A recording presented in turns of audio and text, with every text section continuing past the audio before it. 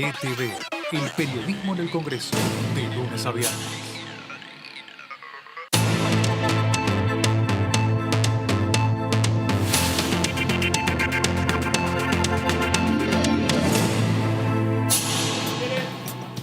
Hola, ¿cómo les va? Qué gusto saludarlos. Esto es DTV, el periodismo en el Congreso. Tenemos un montón de cosas para contarles. Por supuesto que queremos saber cómo está avanzando el COVID en toda la geografía argentina. En cada distrito es diferente. Aquí en la ciudad de Buenos Aires, a donde estamos nosotros transitando, hay mucha actividad, muchos autos, mucho movimiento y obviamente la preocupación sigue estando en las reuniones sociales. Hoy, de hecho, Carla Bisotti en el informe dijo que por favor, no hablen fuerte, no canten, no estornuden cuando están en reuniones sociales porque eso pone en riesgo a las personas que puedan estar con ustedes, me imagino, conviviendo, ¿no? A propósito de poder concientizar sobre lo que puede pasar en cada familia cuando cierra la puerta y se relaja.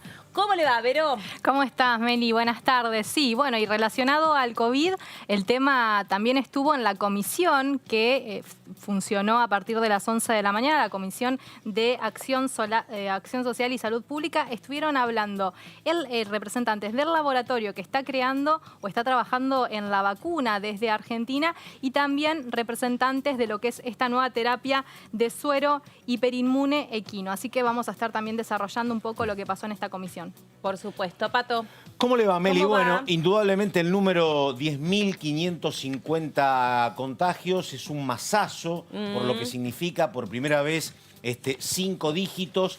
Pregunta, porque hoy es 27 y dicen que los datos tienen generalmente 10 días de procesamiento. Esto es la foto de lo que no pasó ayer, los 10.550 casos, que aproximadamente la recolección de números tiene 10 días. Pregunta, ¿esto que pasó ayer tiene que ver con el 17 de agosto? El número. Exactamente. ¿Tiene que ver con que hubo más gente en la calle? Y segunda cuestión, tiene que ver con lo que dijo ayer a última hora Nicolás Kreplak, que es el viceministro de Salud de la provincia, que dijo: los números son muy complicados, no hay que descartar, y esto es otro problema, un retorno o regreso a fase 1 o 2. Eso es lo que quisiera el sector sanitario en el conurbano, es el vocero de la provincia. Me parece que en términos sociales es muy complicado retroceder de fase. Kicillof tuvo su propia reunión con los sanitaristas que lo asesoran a él en ese distrito tan complejo a donde se concentra el 80% de los casos de contagios digo el 80 es aproximado, de los casos de los contagios a nivel nacional. Obviamente de allí se desprenden un montón de discusiones. ¿Puede acaso la ciudad de Buenos Aires manejar un cronograma muy diferente al que se planifica para la provincia de Buenos Aires, que están siempre como un poco más reticentes a abrir? ¿Es posible pensarlo así? Porque acá ya sabemos, y esto sí lo podemos decir con conocimiento de causa, que el virus viaja en transporte público. Claro. Totalmente. Bueno, es el principal tema siempre en todas estas reuniones y lo que se está evaluando también. Bueno, vamos a estar hablando sobre este rechazo del protocolo educativo que hizo el ministro de Educación, Nicolás Trota, a la propuesta que hizo el gobierno porteño desde esa cartera educativa. Y bueno, hoy hubo una conferencia de prensa por la mañana de la ministra Acuña, explicando un poco cuál era el plan que estaban proponiendo y aparentemente va a haber una insistencia por parte del jefe del gobierno porteño, Horacio Rodríguez Larreta, para que esto pueda implementarse. Nos vamos a meter en lo que decía Vero recién, todo lo que pasó en la Comisión de Acción Social y Salud, por eso ya está en comunicación con nosotros Pablo Yedlin. ¿Cómo le va, diputado? Gracias por atendernos. ¿Cómo anda? Hola, ¿cómo están? El gusto de verlos, de escucharlos. Muy bien. Lo mismo, y es muy interesante precisamente hablar con usted, que es un hombre de la salud, es un hombre que puede además traducirnos qué es lo más importante que se escuchó hoy en esa comisión. Tuvimos una reunión, como ustedes bien decían, informativa de la Comisión de Acción Social y Salud, donde tuvimos invitados a dos figuras que hoy me parece que son, en el punto de vista de la investigación y desarrollo de lo que se está haciendo hoy en la Argentina con respecto al COVID, muy significativos.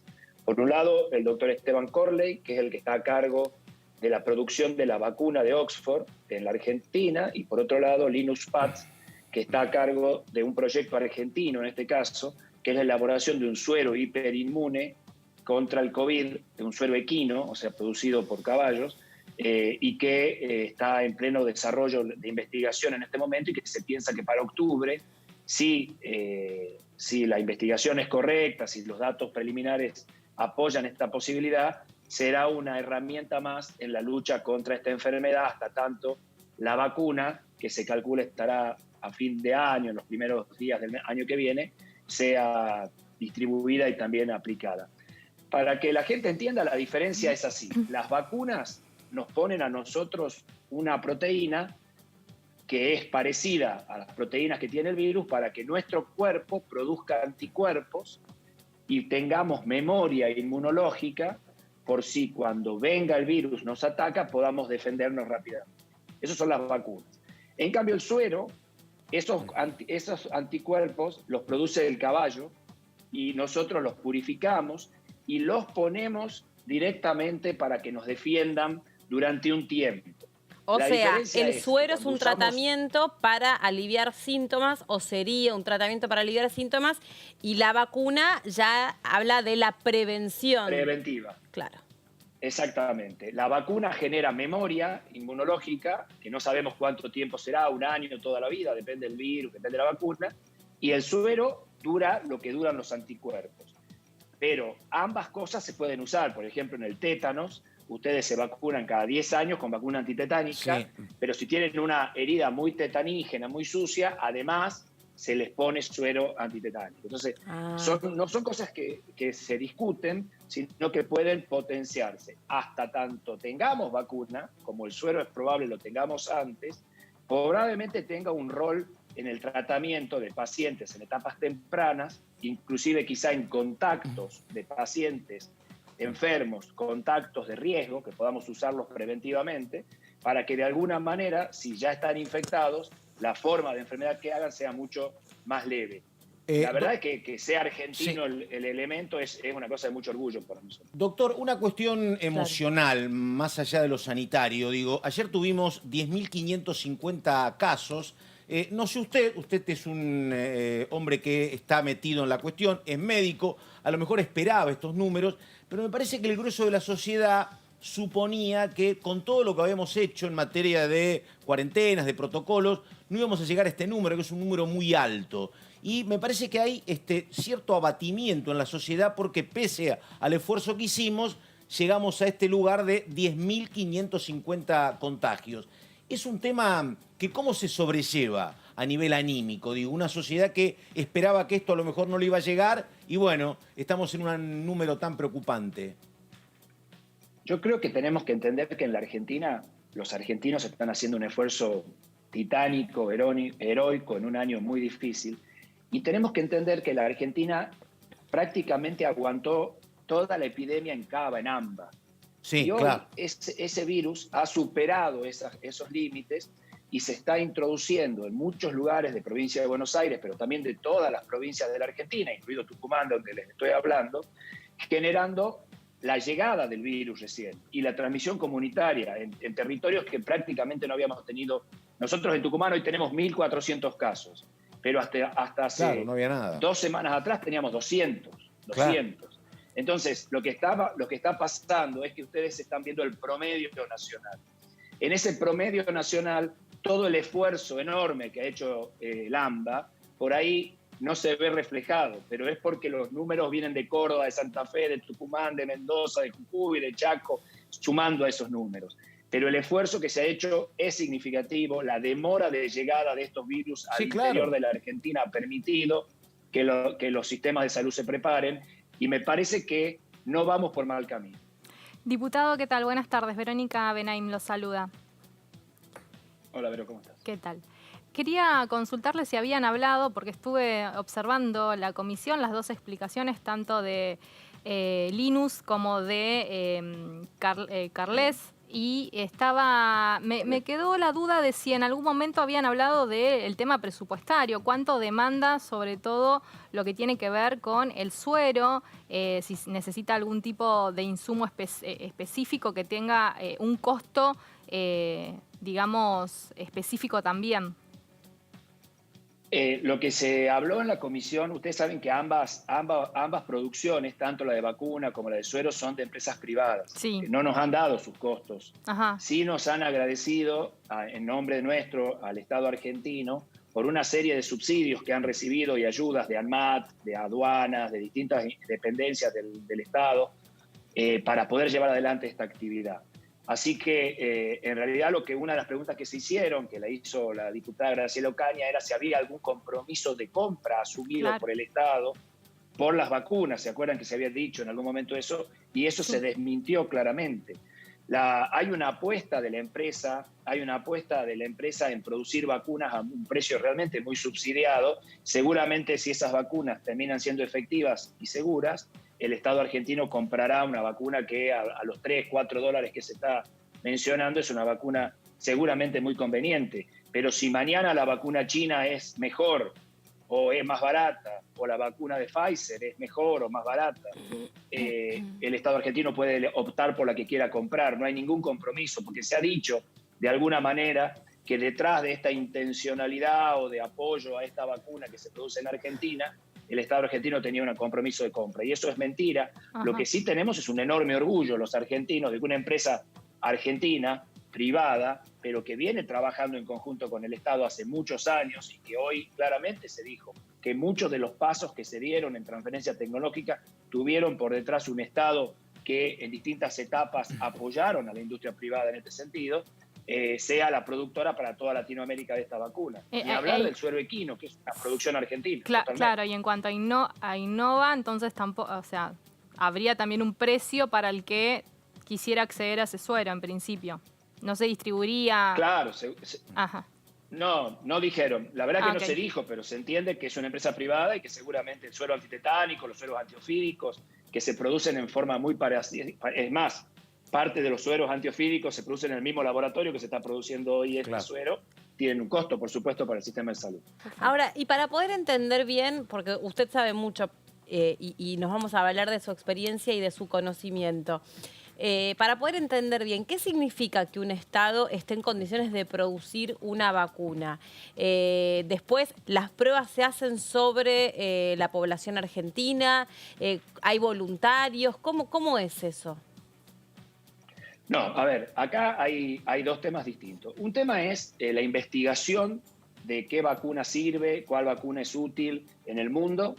Ahí tienen ustedes un ejemplo, por ejemplo, un laboratorio norteamericano como Pfizer tiene un modelo de vacuna y acá hay un investigador como el doctor Pollack, está llevando adelante en la Argentina un estudio con la vacuna de Pfizer para saber si esta vacuna es o no efectiva y segura. Se ponen a muchas personas, a unos le ponen la vacuna, a otros le ponen placebo, no se sabe a quién, y se lo sigue en el tiempo. Y después se ve si las personas que recibieron la vacuna contra el placebo tuvieron menos enfermedad, tuvieron menos gravedad en las enfermedades si se enfermaron, etc. Esas son las distintas fases de investigación. Lo otro es un tema de producción industrial comercial. Lo que decidió Oxford y el laboratorio AstraZeneca es que la producción industrial de la vacuna se lleve a cabo en la Argentina. Si los estudios de esta vacuna en el mundo se están haciendo en varios lugares, resultan ser seguros y efectivos, la vacuna de Oxford, que se produce para Latinoamérica en la Argentina y se va a terminar de envasar en México, serán distribuidas y vendidas a los distintos estados. ¿Y eso le baja el costo? ¿Cuál es el orgullo que sentimos nosotros? No, el costo en este caso de la vacuna de Oxford, que es la que producimos nosotros, es un costo que según se nos anunció, estaría en 3, 4 dólares y es un costo muy subsidiado para toda Latinoamérica, no solo para Argentina. Uruguay la va a comprar al mismo valor, Chile la va a comprar al mismo valor, Bolivia la va a comprar al mismo valor, e incluso Brasil, que la produce, la va a comprar al mismo valor. Eso es un precio subsidiado porque Oxford decidió no cobrarla más caro y porque también hay subsidios a partir de algunos benefactores como Slim para Latinoamérica, que han decidido subsidiar esto para que Latinoamérica acceda a esta vacuna. Diputado, una consulta más para el diputado Yedlin que para el médico que estaba explicando cuestiones técnicas. Digo, a ver, ¿qué hay que hacer ahora? Porque hay un dilema que es eterno en los últimos 5 o 6 meses. Ayer yo decía 10.550 contagios, casi 6.000 en la provincia. Entonces, ¿qué dice el ministro de Salud, el número 2 de Salud, Kreplak? Vamos a ver si no tenemos que volver a fase 1 o 2, porque obviamente le preocupa el tema sanitario.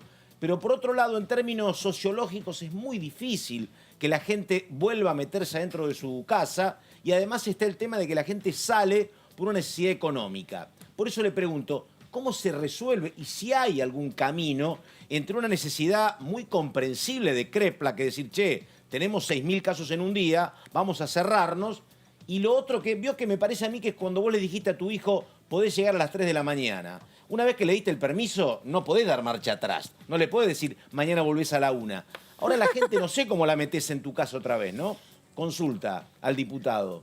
Sí, yo creo que lo primero que tenemos que hacer es empezar a entender que el número más importante que tenemos que saber para qué fase tenemos que estar o cuáles son los protocolos, más que la cantidad de pacientes, es la capacidad de nuestros cuidados críticos. Claro. O sea, la ocupación de camas hospitalarias. Si nosotros tenemos muchos casos de baja gravedad, de gente joven que no tiene problemas, y las camas críticas, el porcentaje de ocupación no supera el 70% y los sistemas de salud están bien, me parece que la situación de alarma es infundada. O sea, podemos seguir adelante con los protocolos, cuidándonos, con mucha responsabilidad social. Ese es el camino. Por ejemplo, a ver, Tucumán, tenemos 1.400 casos, pero venimos teniendo muchos casos en las últimas semanas, pero en terapia intensiva tenemos solamente 20 pacientes, de los cuales están en respirador 5, para 200 camas de terapia intensiva. Entonces todavía estamos relativamente tranquilos. Si este número se pusiera en valores muy altos, la cosa, yo entiendo, uno podría tener un llamado a mayor restricción social. En el mientras tanto, creo que lo que tenemos que empezar a hacer es de a poquito ir conviviendo con el virus, y sobre todo yo daría 2 mensajes.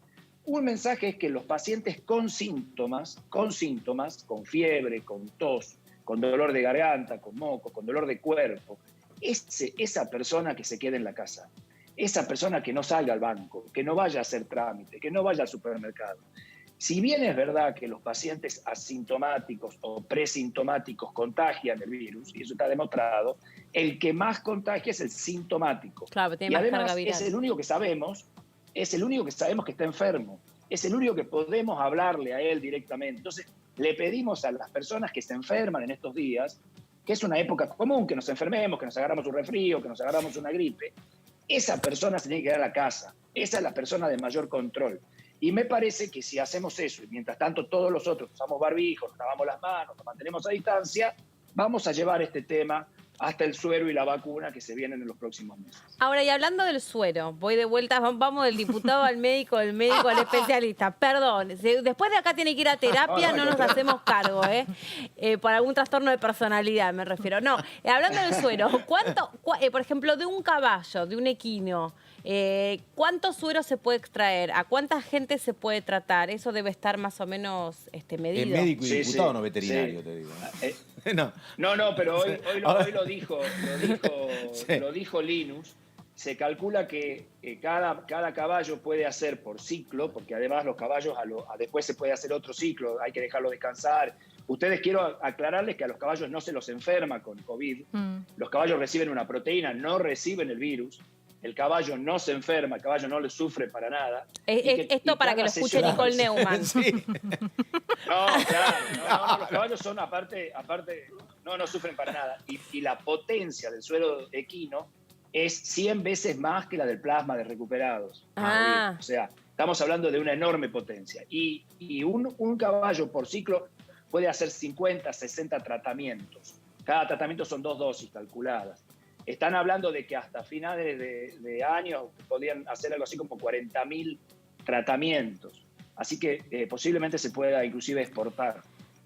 Bien. Diputado, sí, y hablaba del plasma de recuperado. Quería saber cómo estaba esa situación en su provincia, en Tucumán, si realmente después de haber aprobado este proyecto, bueno, esta ley ya en el Congreso de la Nación respecto a la campaña, ¿esto está funcionando? ¿Se está trabajando? ¿Cómo es el panorama? Sí, nosotros formamos parte del protocolo. Nosotros tenemos hace mucho que Tucumán tiene la posibilidad de tener estas máquinas de aféresis, que a veces algunas provincias no tenían, por eso Tucumán en algún momento también envió plasma de recuperados a algunas provincias del norte porque no tenían la posibilidad. Así que se está tomando. Lo que pasa es que, de vuelta, hay un momento en la curva de la enfermedad en que vos no tenés tantos recuperados y tenés muchos casos, que es el caso que estamos viviendo ahora en Tucumán. Claro. Entonces, igual no todos los pacientes usan, y también es verdad que no todos los sueros de recuperados tienen la misma concentración de anticuerpos.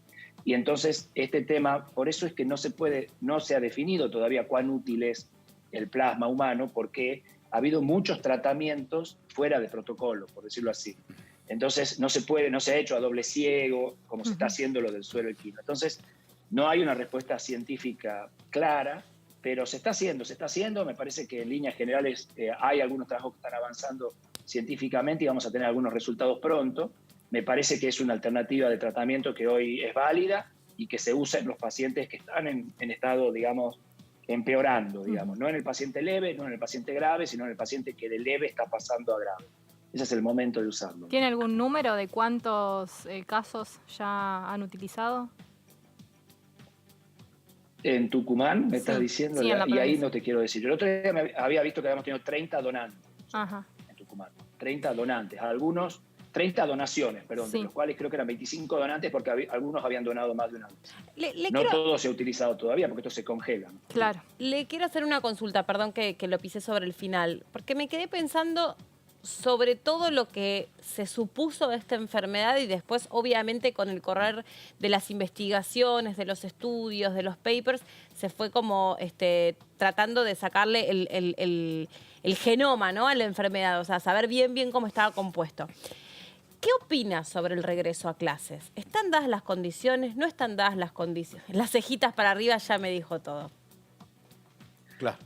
Es muy difícil. La verdad, no, yo creo que no están dadas las condiciones en líneas generales, digamos. Lo que pasa es que para los niños en realidad no tienen formas graves de la enfermedad, pero son un vehículo muy importante de transmisión, entre ellos se contagian mucho.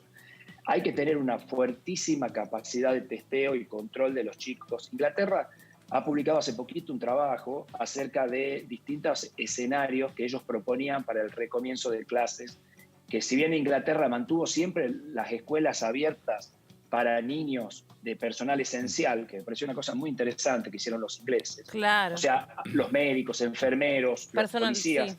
que tenían que sí o sí salir a trabajar, tenían las escuelas abiertas para estos chicos para poder salir a trabajar, que la verdad que es una situación que muchos de nosotros nos hemos encontrado con dificultades. Pero estaban previendo ya empezar las clases, habían tenido la bajada de la curva, o sea, estaban mejor que Bueno, nosotros. Suecia nunca Igual cerró las estaban escuelas. preocupados. Sí. Atención, no. Por eso. No, a ver, entonces, Ay. no, según usted, desde el punto de vista sanitario, no están dadas las condiciones. No porque esto ponga en riesgo a los pibes, sino por lo que supone que los chicos estén en el colegio, el peligro con el personal docente y no docente, y después los cuidadores de esos niños. Y sus abuelos, Exacto. sus padres, etc. Exacto. Ahora, en algún momento, por supuesto, que si uno hace o sea, si todos los chicos que van a la escuela, vuelven a la escuela, nosotros tenemos la capacidad de testear a todos los que se pongan sintomáticos, o por lo menos más del 70%. Y de este 70% que testeamos podemos trazar al 40% de esos contactos. Podríamos volver a clase. Eso es lo que dice el trabajo inglés. Pero estamos hablando de números enormes. Entonces, estamos frente a una situación que en la Argentina no podemos garantizar eso. Me parece que hay que tener un poquito de cuidado y ver cómo vamos a hacer el año que viene para recuperar lo que este año no pudimos hacer. No, un dato para compartir con el diputado, porque Juan Pablo Biondi es el vocero y el secretario de prensa del gobierno de Alberto Fernández y por las redes sociales acaba de comunicar que al ser contacto estrecho de un caso positivo de COVID, siguiendo los protocolos, dice Biondi, decidí aislarme y hacerme el hisopado, que afortunadamente para Biondi, un hombre que está siempre muy cerca de Alberto Fernández, le dio negativo, acaba de decir Biondi. Sin síntomas, estoy a la espera del segundo resultado para despejar toda duda. Gracias a todos por preocuparse y a seguir cuidándose mucho. Yo no conocí esta circunstancia, la hace pública ahora Biondi. Bueno, primer hisopado le dio negativo, pero importa porque es un hombre muy cercano. Claro. Uno lo ve a Alberto Fernández y lo ve a Biondi. Así que bueno, primer dato tranquilizador, se hizo este examen porque está en contacto directo con un COVID positivo. Así que nada, dato de hace un ratito nada más. Claro. Ese es exactamente el protocolo, ¿no? Claro. Los contactos estrechos, Claro. los contactos estrechos tienen que hacer eso, sí. Y le hago una consulta más. ¿Por qué a los niños no se los hisopa? No, bueno, primero que es un procedimiento un poquito molesto, Sí. pero sí se pueden hisopar, digamos, ¿no? En el sentido de que se puede hacer, o sea, yo soy pediatra, o sea, la mirá técnica de hisopado faríngeo se usa para la faringitis estreptocócica de toda la vida, y no entiendo que haya ninguna causa, salvo anatómica, digamos, de tamaño de hisopo, tamañito de nariz y procedimiento molesto que impida esto, pero no. La verdad no sabía que no se hisopaban. Sí, porque conozco varios casos de padre o madre positivos y que directamente por protocolo, digamos, se los incorpora como casos sospechosos y aislados como grupo familiar, pero todos los pediatras están diciendo que a los chicos no se los hisopa.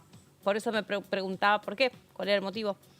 No, la técnica de PCR, digamos, es absolutamente igual para el niño, porque lo que se busca es el virus, digamos, que es exactamente igual en el niño que en el adulto. Me parece que debe ser un tema de confort del niño, de tener que sujetarlo, de miedo. Claro. Así, me imagino que pasará por eso. Vero, ¿querías sabía. decir? No, la última, diputado, quería saber cómo era el proceso de ingreso a su provincia Tucumán, si les requieren hisopado previo, si hay que cumplir los 14 días de cuarentena cuando se ingresa. Sí, en realidad sí, se requiere hisopado previo en las últimas 48 horas negativo. Y bueno, obviamente que el COE te dé la autorización para el viaje, tenés que pedir la autorización al COE, se hace por internet. Ajá. El COE te manda una autorización de ingreso con la PCR negativa. Y la autorización de ingreso entras y haces 14 horas de cuarentena, si podés en tu casa, en algún lugar que sea. Si no, el Estado te pone un hotel o algún lugar para que estés. Eso de verdad tenía mucho sentido cuando había jurisdicciones con circulación y Claro. sin circulación. Ujú. Hoy que todas las provincias de Argentina tenemos circulación, a mi manera de ver, es un tema que no debería subsistir. Mirá vos. Eso tendríamos que cambiarlo ya. O sea que Ajá. uno pueda Porque en viajar definitiva- sin cuarentena. Sí, Claro. si tenemos circulación acá y tenemos circulación Claro. allá y no tenemos síntomas, me Claro. parece que no tiene mucho sentido acá. Lo que tiene que empezar a imperar es el tema de los síntomas. De los y por síntomas. supuesto, entendiendo que hay asintomáticos que nos pueden contagiar. Pero bueno, también uno puede hacerse la PCR hoy y en las próximas 48 horas contagiarse Claro. y entrar con una PCR negativa. O sea, Claro. todo tiene... Lo que no hay son barreras. Lo que yo decía en un tiempo, acá no nos salva, nadie se salva solo. Acá tenemos que ser todos solidarios con todos y acá tenemos que hacer un esfuerzo entre todos, porque no hay ninguna manera de ponerle barreras a este virus, lamentablemente. Ha aparecido en Wuhan y lo tenemos acá en Sí. Alderete, en Tucumán. Entonces, eso Alderete, en menos sí. de un año Sí. nos debería Sí. explicar que no tiene límite. Bueno, doctor, diputado y demás, y pediatra. Exministro de Salud de su exministro, provincia. le agradecemos mucho este contacto con nosotros, fue muy amable. No, a ustedes, muchas gracias a ustedes. Hasta luego. Y en la Comisión de Acción Social y Salud, más temprano, Esteban Corley, que es miembro de Max Science, estuvo en comisión contando acerca de los adelantos que nos hacía recién Yedelin sobre las vacunas y también sobre el suero equino. Cuando pensamos en la empresa que hoy ha sido, digamos, honrada con la selección de Oxford AstraZeneca para fabricar la vacuna, decir, bueno, ¿de dónde venimos nosotros? Y decirles que mAbxience, de alguna manera, es la empresa de la madurez, de la unión entre un grupo de investigadores, que éramos nosotros, varios, que hicimos una trayectoria, como usted bien dice, que arrancamos todos en Biocidus, allá por los 80, y fuimos después, desde ahí, armando nuestras propias iniciativas. Y solo comentarles que al día de hoy, luego obviamente del encuentro, que yo considero un encuentro virtuoso, por lo menos para nosotros, con el grupo INSUD, con los inversores de las calidades humanas y empresariales de Hugo Sigman, se fundó mAbxience. El laboratorio Oxford, en su cooperación con AstraZeneca, decide para mí dos cosas centrales y realmente digna de felicitar o de destacar, que es que ellos decidieron que iban a hacer, que iban a poner en disponibilidad del mundo entero la vacuna y que la iban a hacer al costo. Ese eran sus compromisos y su misión. Ahora, como ustedes sabrán, hay un desafío, que es un desafío científico, ¿no es cierto?, que es el que mencionó el doctor Yedlin al inicio, que es, bueno, hay que demostrar en el ensayo clínico que la vacuna es segura y es eficaz. Ese es el desafío científico. Pero por otro lado, hay un desafío industrial. Y la decisión de acometer el desafío industrial requiere de más de un productor, porque es imposible abastecer al mundo con 2.000 o 3.000 millones de dosis de vacuna desde un solo sitio. Imagínense, en un plazo corto, además. La idea de compartir la tecnología con diferentes centros, ¿no es cierto?, en diferentes regiones, y habernos elegido a nosotros para abastecer a nuestra región de América Latina hispanoparlante, es un honor extraordinario. Todo lo que siempre quiso saber sobre el suero hiperinmune y nunca se animó a preguntar, se lo preguntamos en este momento a Linus Spatz, que es socio fundador y director de Inmunova, que sabe absolutamente todo sobre el suero equino. ¿Cómo le va, Linus?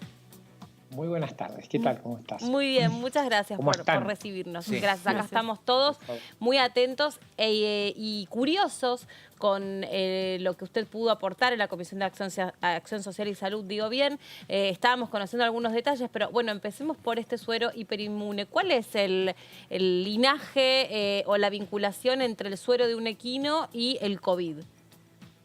A ver, los sueros equinos se usan hace muchísimo tiempo, salvan miles de vidas cada año en sueros antiofídicos, sueros antialacrán o escorpión o incluso picaduras de arañas. Con lo cual nosotros ya veníamos trabajando hace tiempo en estos sueros para otra enfermedad, síndrome urémico hemolítico, una enfermedad muy grave que afecta a chicos en el país, que es una toxina. Y en ese caso el suero hiperinmune era un suero que contiene gran cantidad de anticuerpos que bloquean la toxina. Estábamos ya trabajando en hospitales, llega la pandemia, tuvimos que lamentablemente frenar el ensayo clínico en chicos que ya se estaba desarrollando. Ese podría ser el primer tratamiento en el mundo contra síndrome urémico hemolítico. No existe nada en ningún país. Qué bueno. Con lo cual, perdón, sí, hago un la pequeño verdad paréntesis. Es Claro. para que ustedes sepan, por Lo que ejemplo, viene la en la hamburguesa. enfermedad que tuvo el hijo De de Nancy Pasos y el claro. vice Es materia jefe de gobierno. fecal en la carne, me parece, ¿no? Es una- Traducido de una manera un poco más periodística que científica, ¿no? Hay una bacteria. Exactamente. Claro. Es una bacteria, Escherichia coli, que produce una toxina, no cualquier Escherichia coli, está habitualmente en la vaca. Claro. Es verdad que es una contaminación de la bosta de la vaca en alimentos en general, carne puede ser, verduras, frutas mal lavadas a veces también tienen, o leche sin pasteurizar, pero el principal problema puede ser las hamburguesas porque es una contaminación. La carne, por ejemplo, si uno cocina un bife y por dentro queda un poco jugoso, la bacteria nunca va a estar adentro del bife. Está en superficie y se va a morir. Pero la carne picada que se muele y se mezcla, la bacteria puede quedar adentro y si la temperatura de adentro nunca no llega... entendí por qué era más preocupante la hamburguesa que el bife. Ahí entendí. Exactamente. Ya salvé el día, aprendí algo. Ya está. Bueno, por eso también se recomienda igual, de todas maneras, siempre comer Cocinar bien, la sí. carne de tanto vacuna como de lo cualquier que es pollo o de carne blanca, cualquier animal. Claro, bien cocida. Sí. Y Siempre. muchas veces incluso es una contaminación cruzada dentro de nuestras heladeras, cocinas, y eso también es importante, ¿no? Cómo uno limpia los cuchillos, las tablas y la higiene dentro del hogar para la cocción es fundamental para Tal la cual. prevención. Una Bueno, vez que... Bien, volvemos a los sueros. Entonces, digamos, de esa investigación que quedó de alguna manera suspendida por la cuestión de la pandemia, de ahí traen esta posibilidad del suero equino para el COVID. Exactamente, teníamos muy buena experiencia con los sueros, ya habíamos probado que eran seguros, que no tienen efectos adversos, eso se conoce porque se usan muchísimo en el mundo, y de ahí realmente teníamos un equipo entrenado hasta en ensayos clínicos que rápidamente nos pusimos a trabajar en este suero contra el coronavirus y logramos expresar una partecita, digamos, producir ¿Vieron el coronavirus que tiene estas spike o Sí. coronas? Sí. Bueno, una parte de eso es la que usa el virus para ingresar a las células. Toca, como decir, la puerta de entrada a las células, ingresa y ahí se replica, o sea, se multiplica y daña las células y vuelve a salir, infecta otras células y demás. Así es como avanza la enfermedad. Lo que nosotros produjimos es, digamos, inmunizamos, es decir, como si vacunamos caballos con esa partícula, ese pedacito del virus, se llama antígeno correctamente, a los caballos varias veces. Se le dan hasta 4 inmunizaciones, es como si fuera una vacunación normal de cualquier animal, y el caballo levanta, digamos, produce gran cantidad de anticuerpos contra este pedacito, contra este antígeno. Y si esos anticuerpos después ven el virus circulando, se pegan a esa parte e impiden, ya no puede, es un mecanismo como de llave cerradura y uno bloqueó la llave, ya no pueden entrar a las células. Se llaman anticuerpos neutralizantes, o sea, neutralizan y bloquean al virus que no puede infectar más a las células y por ende, digamos, eso por ahora se demostró muy bien in vitro, en muchos lugares in vitro, por lo tanto esperamos lo mismo dentro de los pacientes, entonces frenamos el desarrollo de la enfermedad de esa manera, con anticuerpos que neutralizan. O sea, perdón, una Sí, más. Al vamos. frenar el desarrollo de la enfermedad, en realidad lo que hacemos es aliviar el sistema sanitario, es decir, que aquellas personas que se contagien no tengan síntomas extremos que requiera una atención de terapia intensiva. ¿Es así?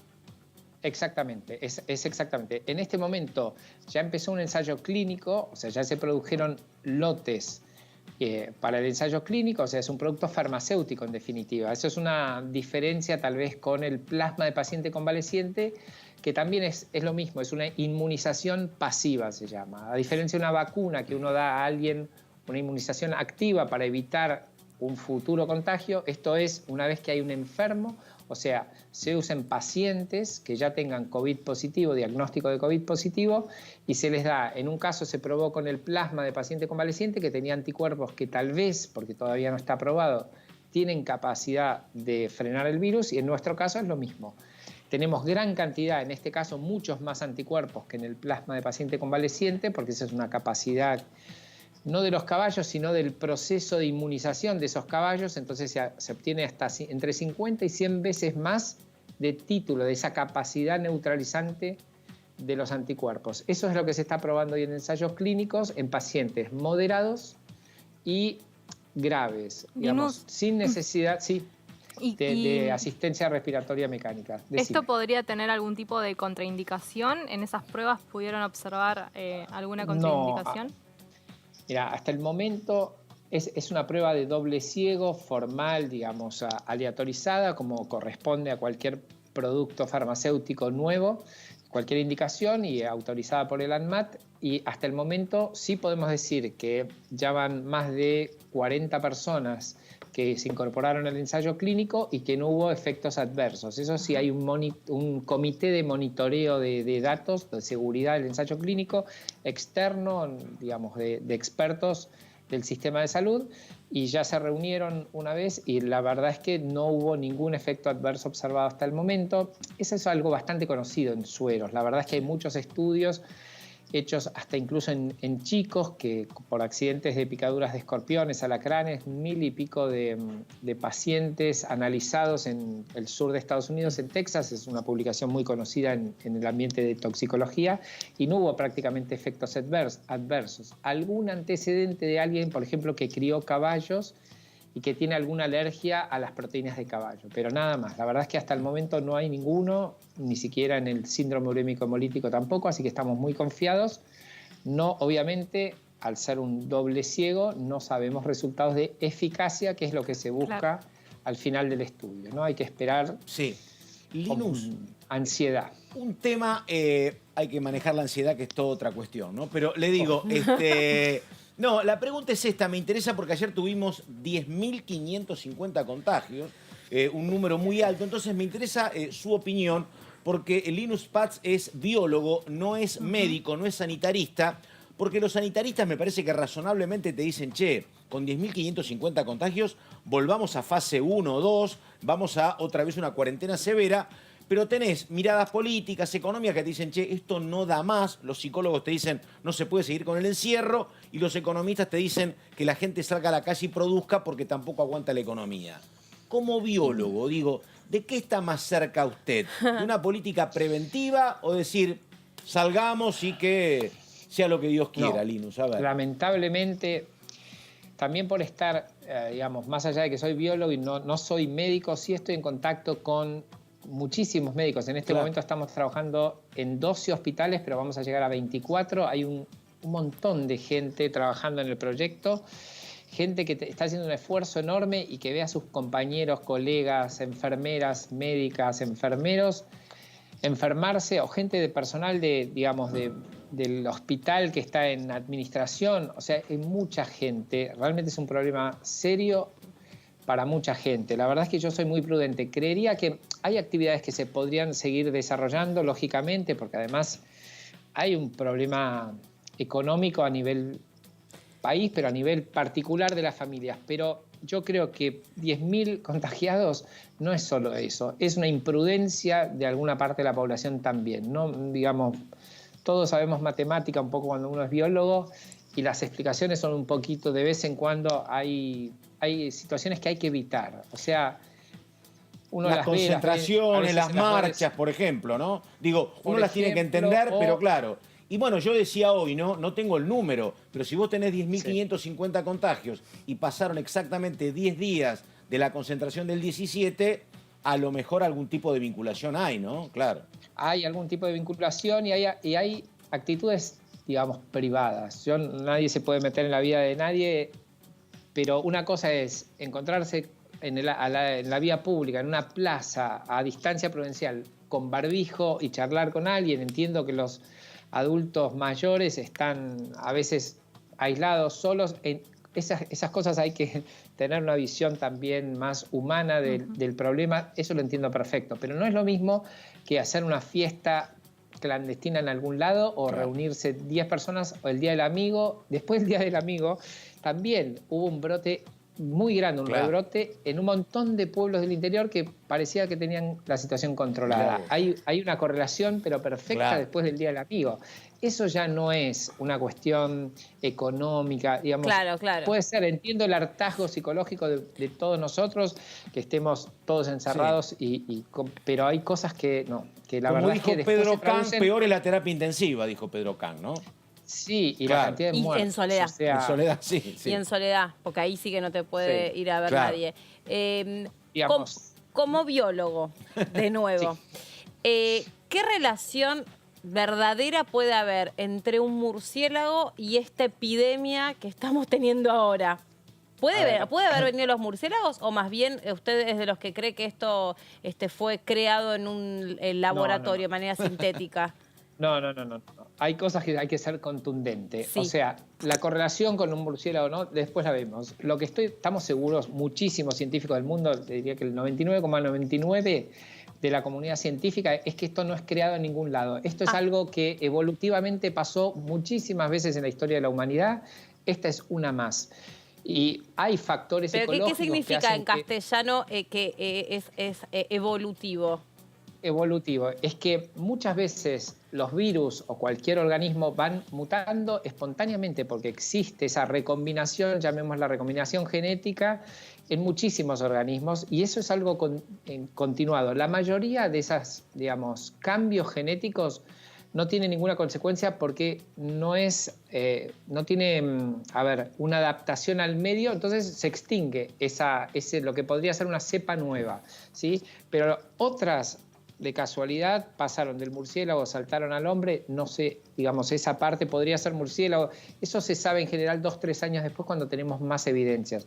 Pero eso es algo común en todas las historias de la pandemia, que el contacto humano con animales, con ganado, el hacinamiento del ganado, más de una vez trajo esos saltos de especie a especie. Lo mismo puede ser con las fiebre influenzas o fiebres aviares o cosas así. Claro. Eso es común en la naturaleza, no es tan raro. no se hizo en un laboratorio, no tengo ninguna duda.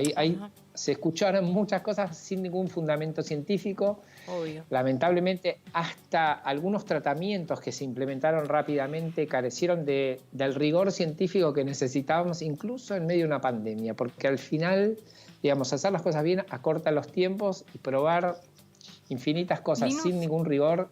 Sí.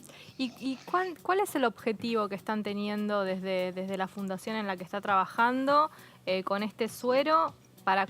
¿Tienen un promedio de para cuántas personas podrían crear este suero? Sí, o sea, estamos trabajando, nosotros somos una empresa, estamos dentro de la Universidad de San Martín, pero Immunova es una empresa que trabaja con un consorcio público-privado, está liderando este proceso con una empresa que se llama Biol, que produce históricamente sueros. Nosotros estamos produciendo por caballo entre 250 y 300 tratamientos. Cada tratamiento a veces lleva entre 4 y 6 viales de acuerdo al peso del paciente, y calculamos tener unos 40.000 tratamientos de acá a fin de año. Esos son unos 200.000 viales. Y estamos aumentando la capacidad ya, o sea, sin tener ningún resultado todavía del ensayo clínico, algo lógico. Es una producción completamente a riesgo porque no hay otra opción. Digamos, desde el comienzo de la inmunización de un caballo hasta el final y tener un vial lleva más o menos 2 meses. Perdóneme, ¿qué es un vial o un vial? Que no lo entendí. ¿Vial de camino? Vial, sí, ¿qué es un vial? Un vial es la manera en la que llega el producto al hospital. Son esos frasquitos, ¿vio? Está. Un tubito con el... Perdón. No, pero parte perfecto, de la porque no jerga. sabía qué era. Yo conozco vial por el tema de las carreteras, pero por eso nada era no lo asociaba. No, por eso. es el producto, es Ahí el está. producto farmacéutico. Llega un frasquito con tanta cantidad de anticuerpos, miligramos de anticuerpos dentro. Es una solución líquida que después se agrega en un goteo, la típico suero de goteo en un hospital. Sí. Entonces, más o menos son unos 40.000 tratamientos posibles hasta fin de año. Estamos viendo cómo aumentar esa producción, porque incluso tenemos pedidos del extranjero de poder proveer a distintos países, así que estamos viendo cómo duplicar o triplicar la producción. ¿Y en un precio de alrededor de venta? Precio todavía no tenemos, somos demasiado científicos y estamos trabajando en una etapa todavía de desarrollo productivo, optimizando y todo. Lógicamente conocemos los costos para el sistema de salud de la pandemia, conocemos cuánto sale la cama de terapia intensiva de un día, que es más de $800 para el país, de una sola persona por día, y lamentablemente las personas... ¿$800 cuesta? Sí, una terapia intensiva sí, y en la pandemia la gente tiene que cambiarse muchísimo, digamos, y perdóneme, de seguridad. ¿pero qué me dan ahí? Porque digo, eso no es por nada, pero en serio, acá, digo, no es por la comida, es porque el insumo de oxígeno, la aparatología, claro. La asepsia, eso significa. Y el por eso personal, cuesta tanto, ¿no? el personal afectado. Claro. Es complejo, la verdad que cada vez digamos, las terapias se vuelven más complejas, los aparatos son más, digamos, modernos, sensibles, salvan muchísimas más vidas, pero no es algo barato para ningún... Claro. Para la salud pública. De todas maneras, lo que decía, le contesto la pregunta, tiene que estar por debajo de eso, pero no tengo una estimación exacta en este momento, pero sí tiene que ser un gran beneficio, no solo para la salud, sino para la economía del país. Claro. Y la última, ya para descontracturar, ¿de qué origen es su nombre? Latín antiguo. Muy bien. Claro. Tenía nombre de científico ya, Ya está. estaba designado De hecho, para eso. Parece. Hay un científico, falleció, Linus Pauling, que recibió 2 veces el premio Nobel, uno por ciencia y otro por la paz, así que sí, parece que mis padres... Menuda carga le pusieron sus destinado. padres, licenciados Paz. Bien. Yo gané una vez una copa de fútbol acá en Tigre, pero era chiquito. Pero no es menor tener una Continúe copa en el trabajando haber. en Me el parece suelo. muy bien. Tengo una también, solo una. Una copa. Bien. Una copa futbolística, una. Después nunca más pudimos ganar. Bueno, licenciado, gracias por este contacto con nosotros. Por favor. Muy amable. Chao, gracias. Y me intrigaba, yo que necesitaba saber eso. ¿Lo de ¿Está la mal? copa? No, lo de la Linus, copa no, me Linus. llamaba sí, sí. Linus Schaff. Es nombre de premio Nobel, la verdad. No, es que Sí. yo pensé que me iba a hablar metió así. Y no, y hablaba re argento. Bueno, hacemos una pausa cortita y en un ratito seguimos con más. Ya venimos.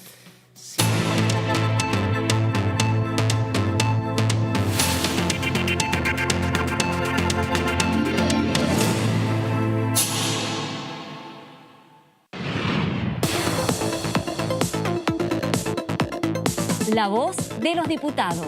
La voz de las diputadas. La voz de la oposición. La voz de los que quieren cambiar la realidad. La voz de los que quieren una Argentina mejor. Tu voz en el Congreso. DTV, el periodismo en el Congreso, de lunes a viernes. Comenzamos en el garage de la casa de mis padres, sabiendo que nuestra vida iba a ser la fábrica. El empresario pyme tiene una capacidad de adaptarse a las circunstancias. Sé también de llegar a cero, de fundirme y salir adelante gracias a la familia y a los proveedores. Tenemos que empezar a creer en nosotros, que nosotros podemos hacer las cosas bien y mejor que muchos. El programa de asistencia al trabajo y la producción seguirá acompañando a empresas y trabajadores en todo el país. Conoce los beneficios a los que podés acceder ingresando en www.afip.gov.ar. Argentina Unida. Argentina Presidencia. Bienvenidos, arrancamos. El Parlamento funciona y de qué manera. Todos están yendo detrás del proyecto de turismo a ver si se puede lograr una sesión esta semana. Fueron el turno de las mutuales, ¿no? Que son aquellas organizaciones que reúnen justamente para dar servicios, muchas de ellas de educación, de salud, de turismo. Está todo encadenado para ver cómo comienza a funcionar. DTV, el periodismo en el Congreso, de lunes a viernes. En el norte y en el sur, en el este y en el oeste, para ayudarnos, para acercarnos. Porque nadie se salva solo. Porque somos un pueblo solidario y sabemos que, unidos, trabajando codo a codo, vamos a salir adelante. Para cuidar lo más importante, para cuidar la vida. Para llegar a todos y a todas. El ingreso familiar de emergencia llegó a casi 9 millones de personas. ANSES, seguí cuidándote. Argentina Unida. Argentina Presidencia. Abrimos el programa, abrimos la mesa. Muchas horas de debate, ¿no? Este tema jubilatorio. Y viene llevando, y ya hace bastante tiempo que se vienen los legisladores juntando y se vienen reuniendo. Diputado Cacás, Eduardo Serenellini, ¿cómo le va? Buenas noches. Nosotros tenemos que discutir de otra manera en Argentina, tenemos que discutir la política pública basada en evidencias, basado en datos. DTV, el periodismo en el Congreso, de lunes a viernes. Es el cumple del viejo, ¿cómo que no vamos a hacer nada? Son 70 pirulos. Dale, Lau, imposible que nos contagiemos. Dale, Yo me por favor, mi amor, cortémosla con la cuarentena. Ya está la cuarentena. La idea sería reunirnos en la empresa, nos juntamos, respetando la distancia. Uso el permiso como que voy a buscar a mi mamá y voy para allá, olvídate, no pasa nada. Yo agarro por una calle que no hay un solo control, quédate tranquilo.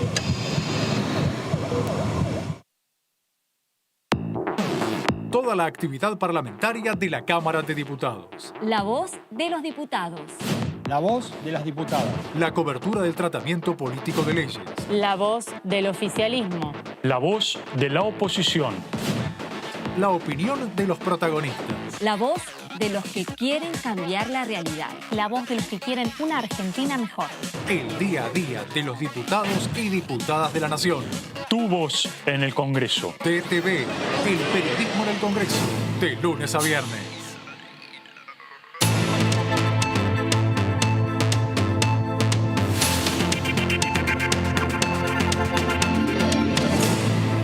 Seguimos en DTV, el periodismo en el Congreso, y ahora le damos la bienvenida a Joaquín Ramos. Joaco, ¿cómo andás? ¿Cómo estás, Melina, Vero, Pato? ¿Qué tal, señor? Bien, hoy trajimos un tema, acorde también a un poco el tema mundial, que es el trabajo del fútbol femenino en la Villa 31, que justo habías comentado hace algunas semanas. ¿Te acordás? El Sí. trabajo de Mónica Santino, que se ve reflejado gran parte en ese documental que es Mujeres con Pelotas, y que hoy, por supuesto, después de una gran lucha contra estereotipos y prejuicios que hay, y sobre todo en el barrio, que hay espacios, los espacios de fútbol de las canchas son muy ocupados por los varones. Claro. La pelea por hacer fútbol de las mujeres fue muy grande. Si querés vamos a ver el informe y... Me interesa especialmente, a ver.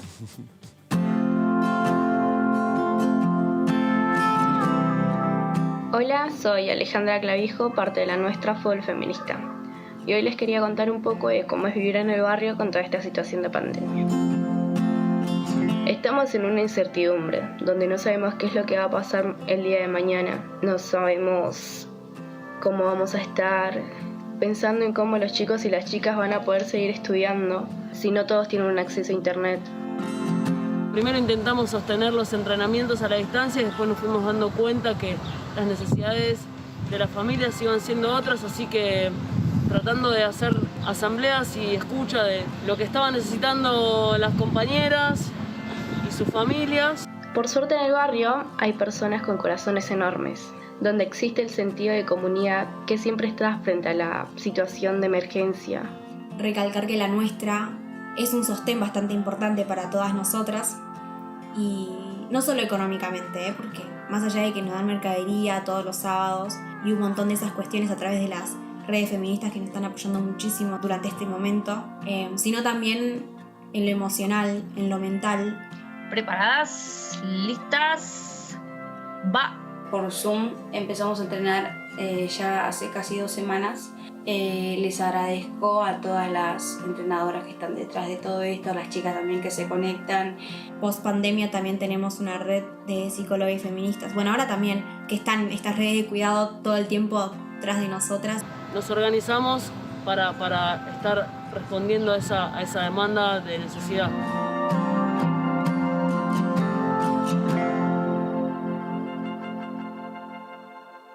Buenísimo, ahí como entrenaban a pesar de la pandemia por Zoom, me encantó. Son 7 mujeres las que están vinculadas a la Nuestra Fútbol Femenino, y hoy están, por supuesto, dedicadas donde abarcan a casi 70 familias en el barrio, llevando meriendas y viandas que en parte consiguen a través de donaciones del Frente de Género del Congreso y de otras organizaciones que le proveen comida y alimentación para otros vecinos, y están dedicadas más a un trabajo comunitario que a lo deportivo, como sucede en muchos clubes.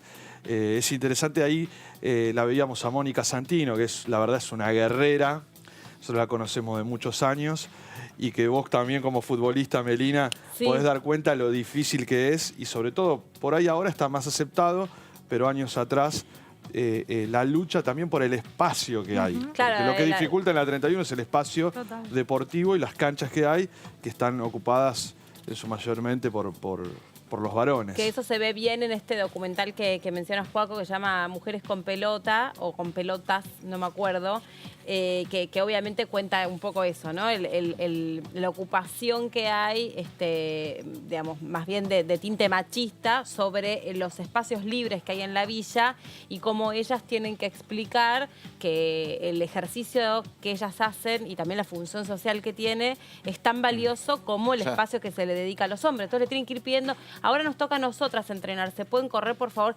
Y se meten Bueno, igual. en les los invaden el clubes también espacio. los varones se quedan con las mejores canchas generalmente también, ¿no? Sí. Claro. Sí. Sí. Totalmente. Y también es un problema el prejuicio que hay dentro de las familias. Sí, porque los padres, incluso pensemos que el fútbol, en muchos de los barrios vulnerables, el fútbol es como el faro a seguir de lo que es, claro, para salir adelante, que el pibe sea futbolista. Entonces, aquí el tema de la mujer en el fútbol es una lucha enorme que dio la Nuestra Fútbol Femenino. Gracias, Joaco. Muchas Gracias gracias, a muy ustedes. interesante. Ya estamos en comunicación con el diputado Maximiliano Ferraro de la Ciudad de Buenos Aires, de la Coalición Cívica. ¿Cómo te va, Maxi? Buenas tardes. ¿Qué tal? Muy buenas tardes a todos ustedes. ¿Cómo les va? Bueno, bien, ahí te estamos viendo también.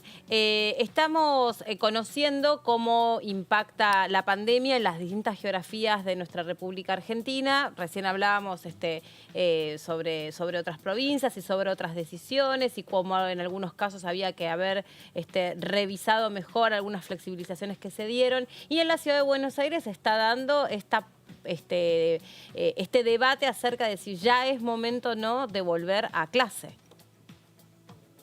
En primer lugar, decir que por supuesto nosotros apelamos a la reflexión del ministro de Educación de la Nación y el ministro de Salud, Ginés González García, para que se pueda encontrar una salida y un acuerdo con la Ciudad de Buenos Aires. Está claro que la pandemia del COVID-19 ha visibilizado y potenciado un montón de desigualdades y la desigualdad en materia de educación que estamos viendo no es algo de ellos o nosotros. Estamos hablando de que alrededor de 1 millón de chicos y chicas están dejando la escuela. En el caso puntual de la Ciudad de Buenos Aires, se vio y se trabajó sobre 6.500 chicos y chicas que no tuvieron continuidad pedagógica.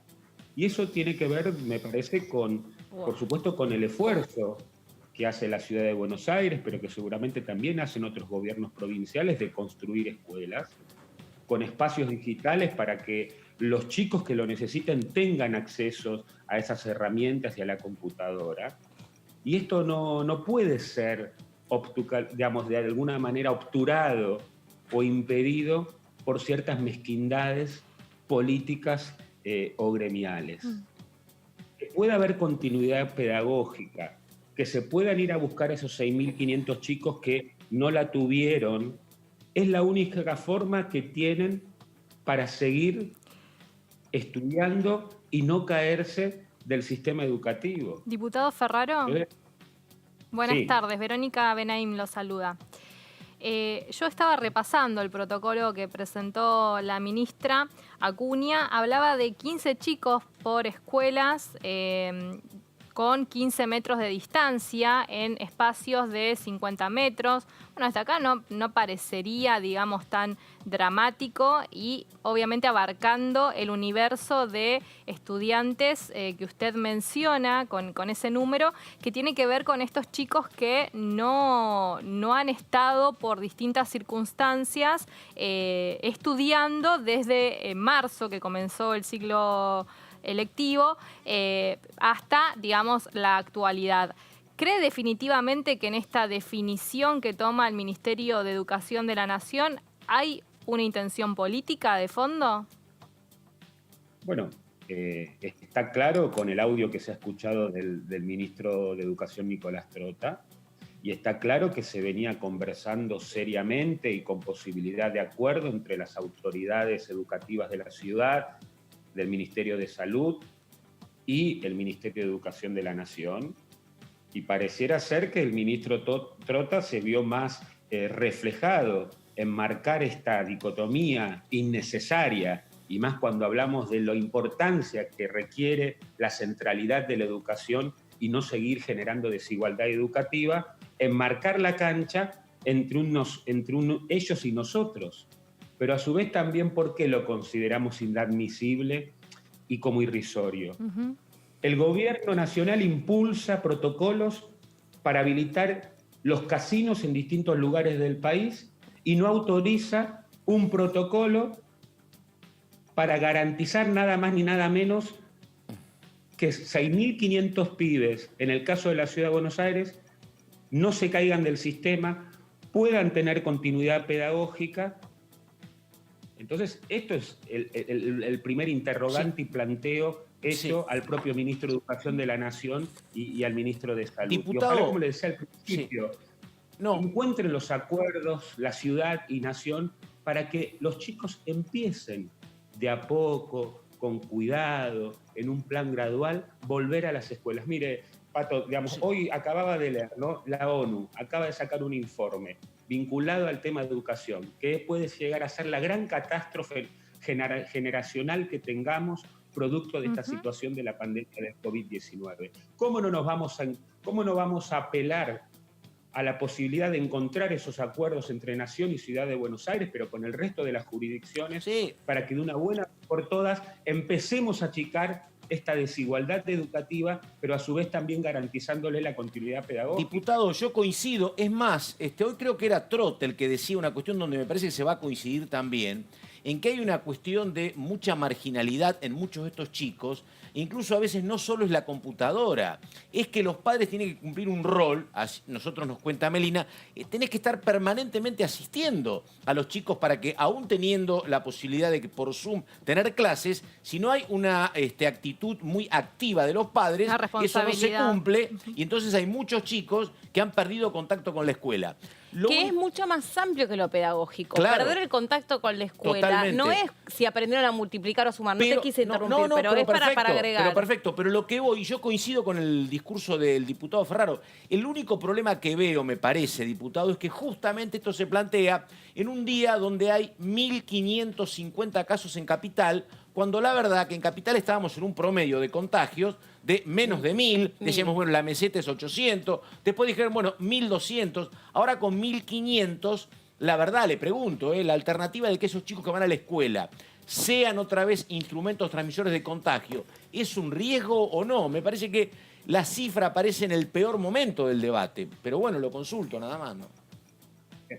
Por supuesto que el riesgo siempre lo vamos a tener y vamos viendo cómo esas distintas cifras en los distintos casos de las provincias se van moviendo, aumentando, bajando, pero que en ese sentido yo confío en la expertise y en el trabajo que está haciendo el ministro de Salud de la Ciudad de Buenos Aires, Fernán Quirós. Como bien decía su compañera, sí, ¿no? Melina. La ciudad no es que está pensando en meter una gran cantidad de chicos por escuela, se habla de 15 chicos por escuela, en alrededor de 400 institutos e instituciones educativas, en turnos de 4 horas cada uno de ellos. O sea que esto es lo que llama la atención, porque había un preacuerdo entre el ministro Trota y la ministra Acuña. Sí. ¿Qué es lo que pasó en el medio? Bueno, a ver, perdón. Pero ¿qué cree usted que pudo haber pasado en el medio? Digo, profundizando un poco lo que le preguntaba recién Verónica, ¿acaso puede haber me pregunto, no sé, ¿puede haber algún tipo de recelo sobre que la Ciudad de Buenos Aires sea el primero en volver a las aulas? Han vuelto Catamarca y San Juan, habían el primero vuelto. entre la provincia y la capital. No, tal le vez, pregunto, ¿no? a ver, Claro. sí, una consulta, Maximiliano. A nivel de consigna es una consigna de los docentes que uno, Igual la verdad, han vuelto otras provincias, entre comillas. sí, ¿no? también. Pero no digo, puede ser que acá, porque ¿qué es lo que te dice algún sector docente? Que no quieren volver porque dicen, esto es una doble estigmatización. A ver, yo soy docente de una escuela pública También se pobre y escucha. tengo que volver a trabajar. Y el pobre chico, porque no tiene una computadora, tiene que volver a arriesgarse. Digo, ese es el mensaje de parte de la docencia. ¿Puede ser que sea por ahí la cuestión que toma como referencia Trota? Digo, no digo que comparta, pero es medianamente la consigna, me parece, ¿no, diputado, o no? Es la consigna, pero los dirigentes gremiales no pueden desconocer que en esta situación hay que poder atender zonas de acción prioritarias o cierta mirada focalizada. Sí, también. Más allá de que en el ámbito educativo vamos a coincidir que en los 90 y las políticas focalizadas por ahí nos sirvieron para generar un sistema educativo mucho más igualitario, de calidad y equidad, eso es así. Pero ante la situación que tenemos, 6.500 casos detectados que no tuvieron continuidad pedagógica, no hay razón de ser ni argumento pedagógico ni de política educativa por parte de los dirigentes gremiales para decir, tengamos una prioridad, no es estigmatización, tengamos una prioridad, focalicemos y pongamos la mirada ahí en estos pibes que, producto de la pandemia y de la situación social y económica, se ha potenciado y visibilizado mucho más las desigualdades que ya teníamos. Quiero saber algo que es una cuestión interesante de conocer prepandémica. ¿Qué grado de deserción escolar tenemos previo a la pandemia en la ciudad de Buenos Aires. Vos mencionaste recién, perdón que te tuteé, ¿eh? Es un hombre grande. Vos empezaste diciendo que había 6.500 pibes que habían interrumpido su escolaridad en la ciudad de Buenos Aires. Yo tengo entendido que este es un drama, en la ciudad de Buenos Aires y en la Argentina, pero que es un drama la interrupción de la escolaridad.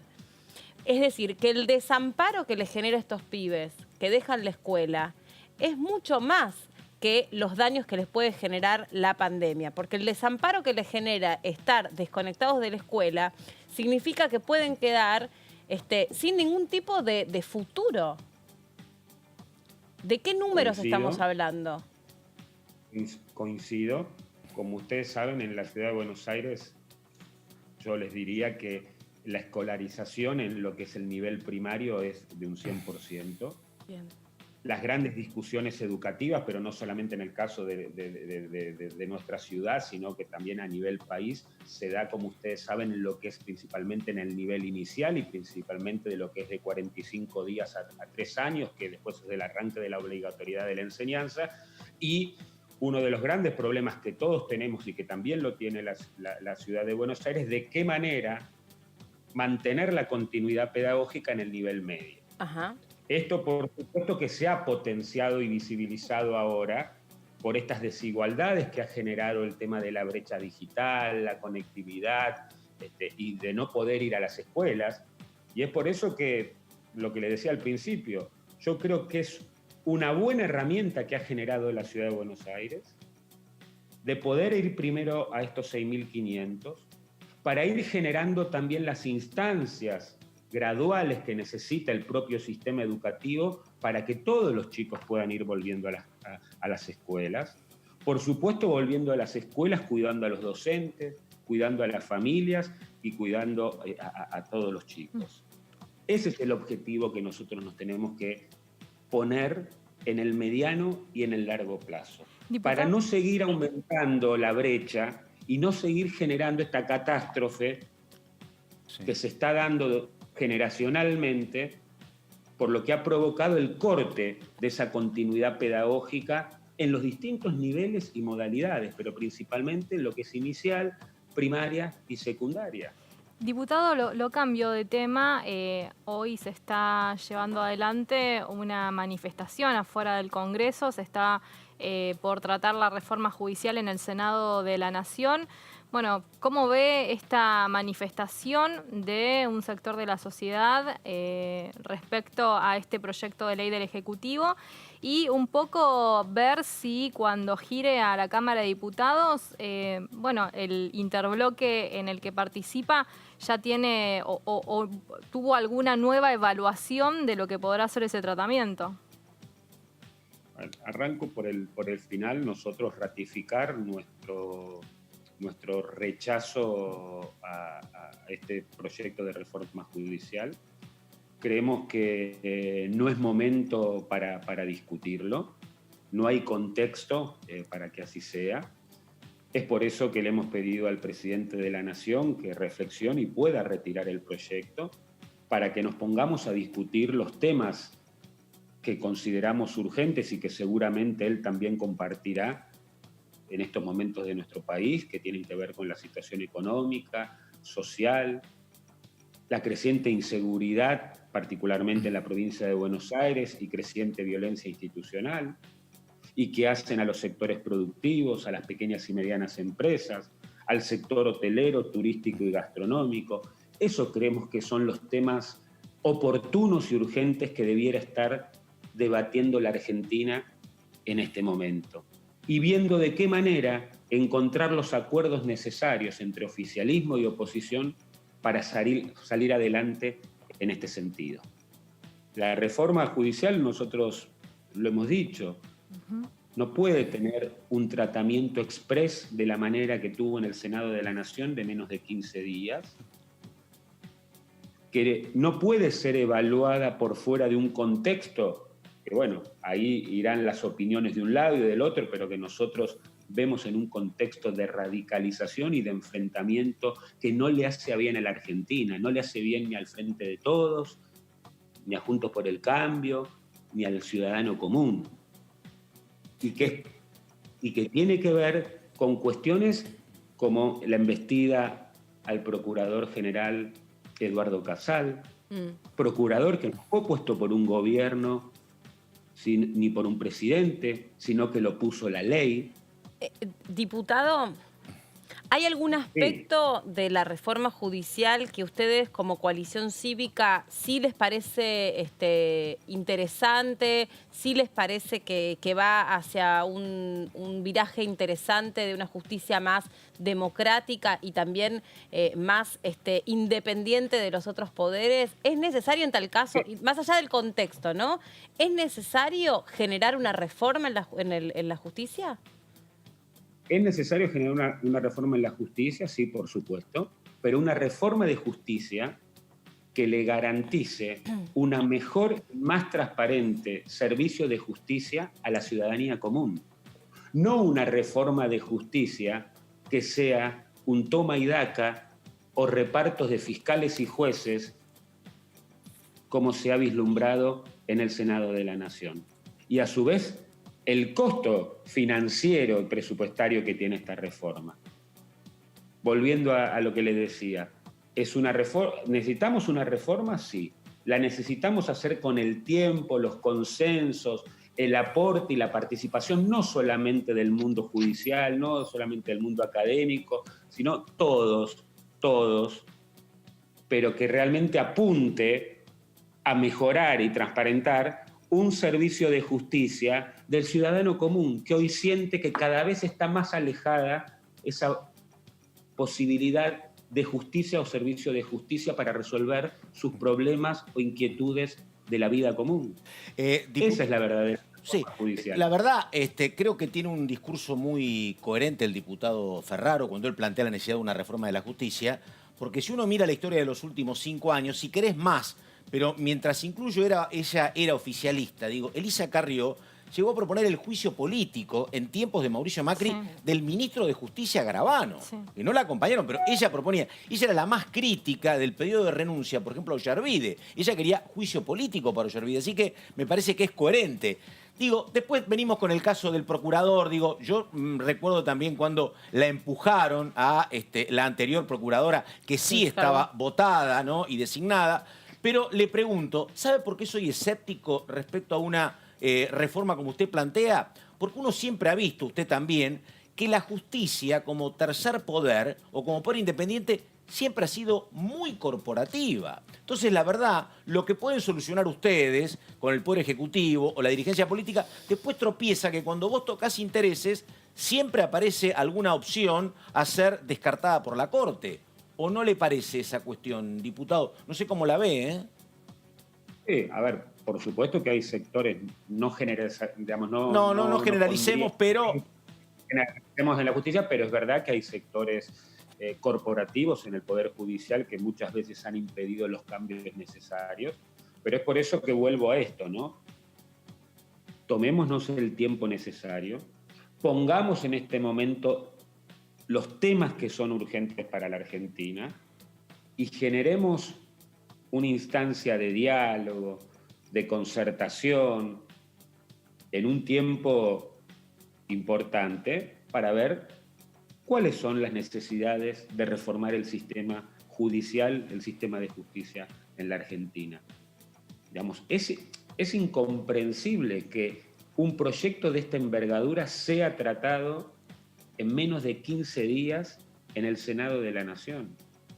Va a ser imposible que en la Cámara de Diputados lo podamos hacer de manera remota. ¿Y en qué radica el apuro en tal caso, según su interpretación? Bueno, ¿en qué radica el apuro? Habría que preguntárselo más a la actual vicepresidenta de la Nación. A la vicepresidenta. Pero según la interpretación de usted, ¿con qué tiene que ver eso? ¿Es un apuro que con qué tiene que ver? ¿Cómo me puedo quitar la sospecha y casi la constatación de que no persigue un único objetivo, que es el de impunidad?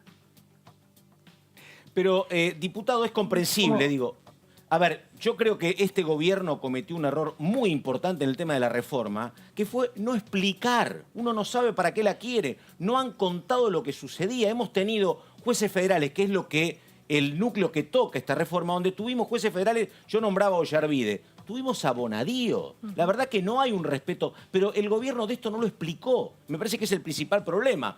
Pero lo otro, y creo que... Tenemos a Canicova. Sí, a todo. Por eso, exactamente. Y creo que el gobierno debería haber contado lo que pasaba. Sin embargo, no lo ha hecho. Ahora, también digamos que la verdad... Bueno, la propia vicepresidenta dijo que esto es nada más que algún cambio en los juzgados federales. Y la verdad que no hay un cambio sustancial en la justicia con esto. Toca juzgados federales, pero más allá me parece que no avanza mucho, ¿no? ¿O no?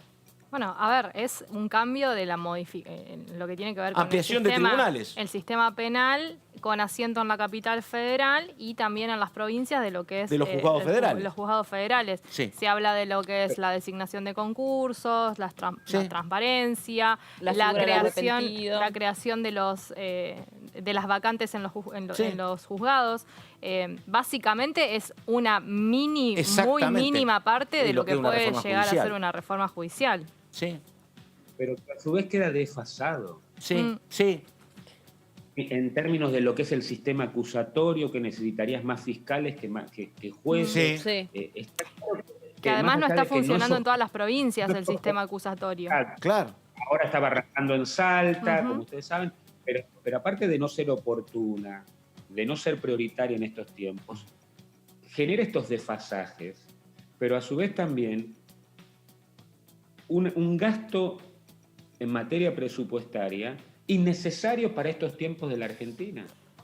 Entonces, volviendo a lo que les decía, no es un signo de debilidad, señor presidente, que usted diga, bueno, retiro el proyecto, demoro su aprobación y que nos pongamos a debatir seriamente para más adelante y que en este tiempo discutamos las cosas que creo que todos, con nuestras posiciones, nosotros por supuesto cumpliendo nuestro rol de oposición, pero que creo que todos estamos preocupados. Ahora, diputado, hablando del rol de oposición. Sí.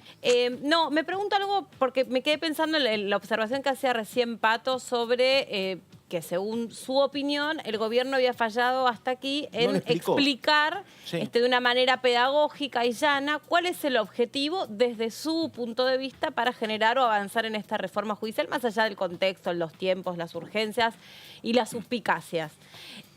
Desde la oposición, ¿creen ustedes que también hace falta algún tipo de revisión sobre los reclamos que se llevan adelante? ¿Por qué?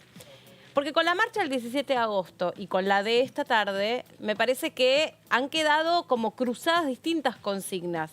Una reza que no a la reforma judicial. Digo, la cosa como a nivel ciudadano, ¿no? El ciudadano de a pie. No a la reforma judicial, es una pancarta. Pero después también se quedan en el medio entreveradas otras consignas. Entonces, digo, ¿qué mea culpa, si cabe la expresión desde la oposición, cabe para poder plantear de una manera políticamente adulta en qué aspectos están en contra de esta reforma judicial? Porque si no, me parece que se corre el riesgo, y esta sí es una interpretación personal, de que quede banalizado el reclamo, en que son los anticuarentena los que salen. ¿Y qué tiene que ver la cuarentena con la reforma judicial o con el reclamo del pañuelo celeste o el pañuelo verde? Porque me parece que está todo un poco cruzado y mezclado, a pesar de que todo es aceptable y es atendible, pero tal vez hay algo que ustedes deban recoger como oposición para también poder expresarlo a la sociedad.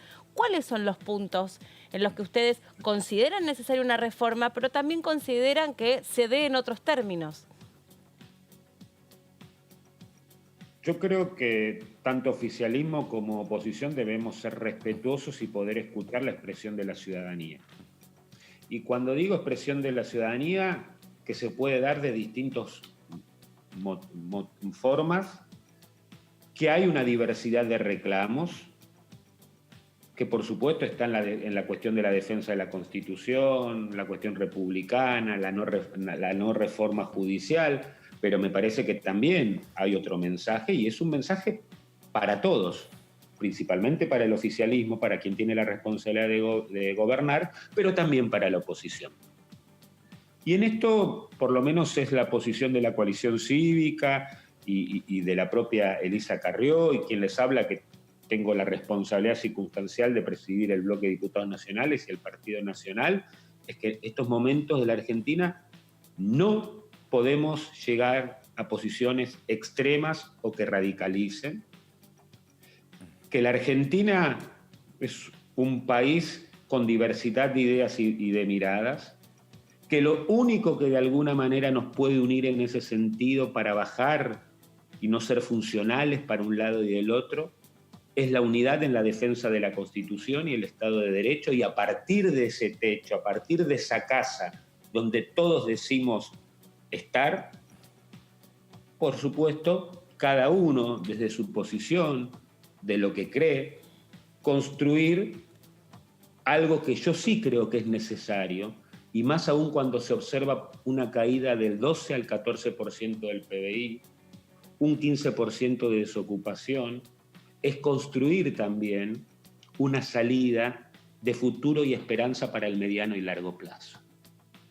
Es por eso que es necesario que de un lado y del otro no seamos funcionales a discursos y acciones que radicalicen, porque ahí perdemos todos, y la salida puede ser la consolidación de democracias cada vez más agrietadas, posiciones autoritarias tanto de izquierdas o de derecha, que no le va a hacer bien a la Argentina y que no le está haciendo bien a muchísimos países de la región o del mundo cuando se toman estas posiciones. Diputado, hablaba de... Esa es la posición que defiende la coalición cívica. Bien. Estar en el medio, en el centro, no implica abandonar firmeza y contundencia en lo que es la defensa de la Constitución y el Estado de Derecho, pero que tiene que ver con esto. A nosotros no nos va a encontrar siendo funcionales a una radicalización o a un enfrentamiento entre los argentinos. Diputado, hablaba de temas importantes que se tienen que empezar o que falta todavía su tratamiento en la Cámara Baja. En este caso, ¿estarían de acuerdo con la propuesta para la semana que viene, el día martes, de sesionar con lo que tiene que ver con el Fondo de Garantía de Sustentabilidad, por un lado, Ley de Turismo por el otro? Se mencionó también el tema de la pesca ilegal. ¿Esos podrían ser proyectos en los que ustedes podrían avanzar en una renovación de acuerdo y de llevar adelante la apertura nuevamente del recinto? Por supuesto que son temas importantes y principalmente el que usted decía, que está vinculado a la emergencia del sector turístico hotelero de nuestro país.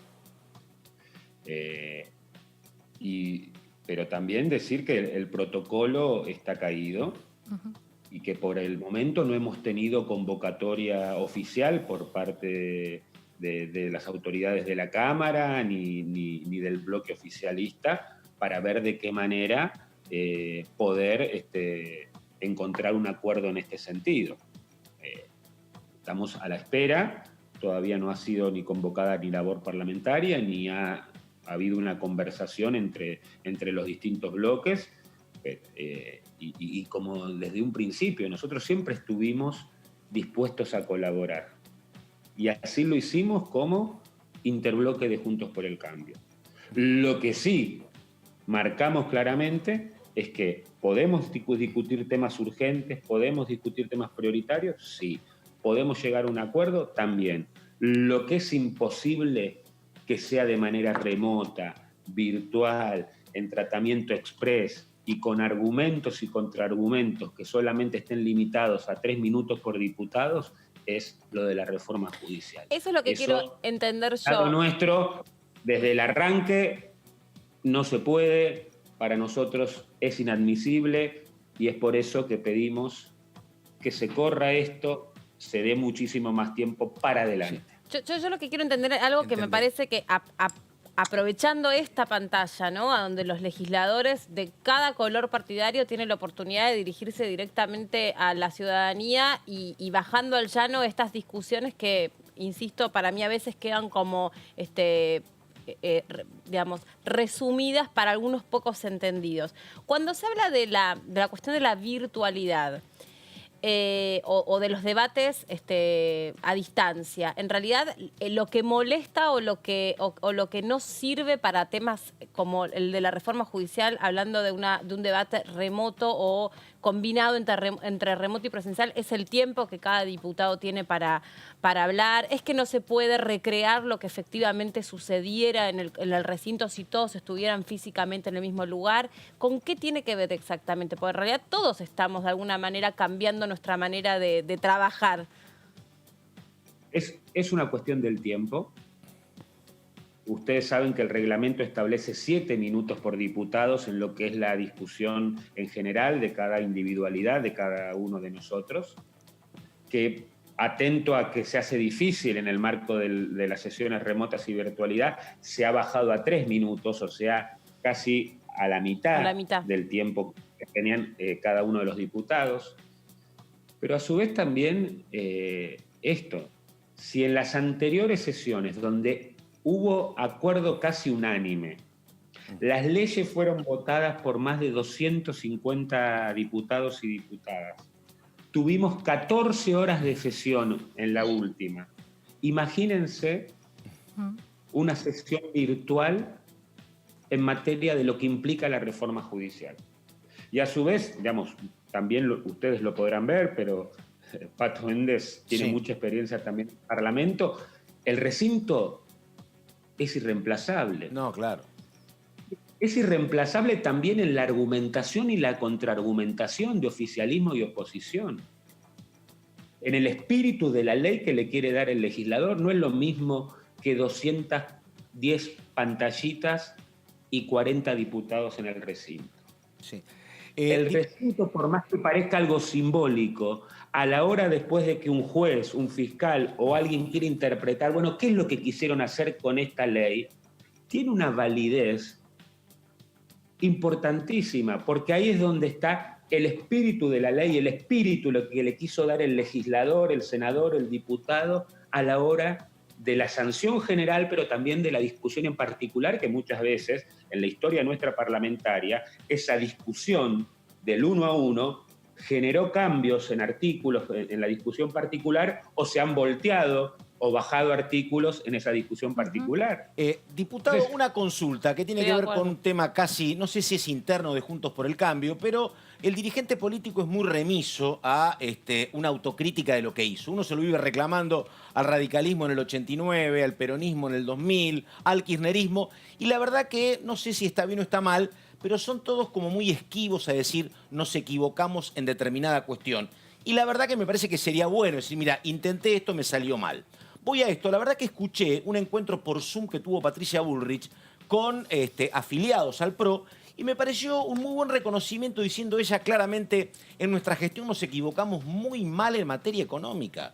No teníamos una dirección, Prat Gay se enteraba por los diarios de lo que pasaba, así que nos equivocamos muy feo en eso y nos equivocamos también, dijo, en el tema de lo que son las organizaciones sociales.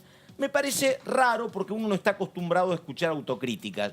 Le pregunto, ¿lo habló con usted, diputado? ¿Usted integra Juntos por el Cambio? ¿Le parece bien? ¿Cómo lo ve a eso? A ver, por supuesto que nosotros en la Mesa Nacional de Juntos por el Cambio estamos conversando al respecto de poder realizar una autocrítica y a su vez también coincidir en el diagnóstico, tanto de lo que fueron, digamos, el arranque del inicio del gobierno de Juntos por el Cambio, Mauricio Macri, y cuáles fueron nuestros aciertos y nuestros errores. Y en lo personal también le digo que es necesaria una autocrítica. Claro. Es necesaria una autocrítica para poder volver a interpelar y empatizar con un montón de ciudadanos que por ahí no nos acompañaron en octubre y que están por fuera de ese 41% que nos acompañó.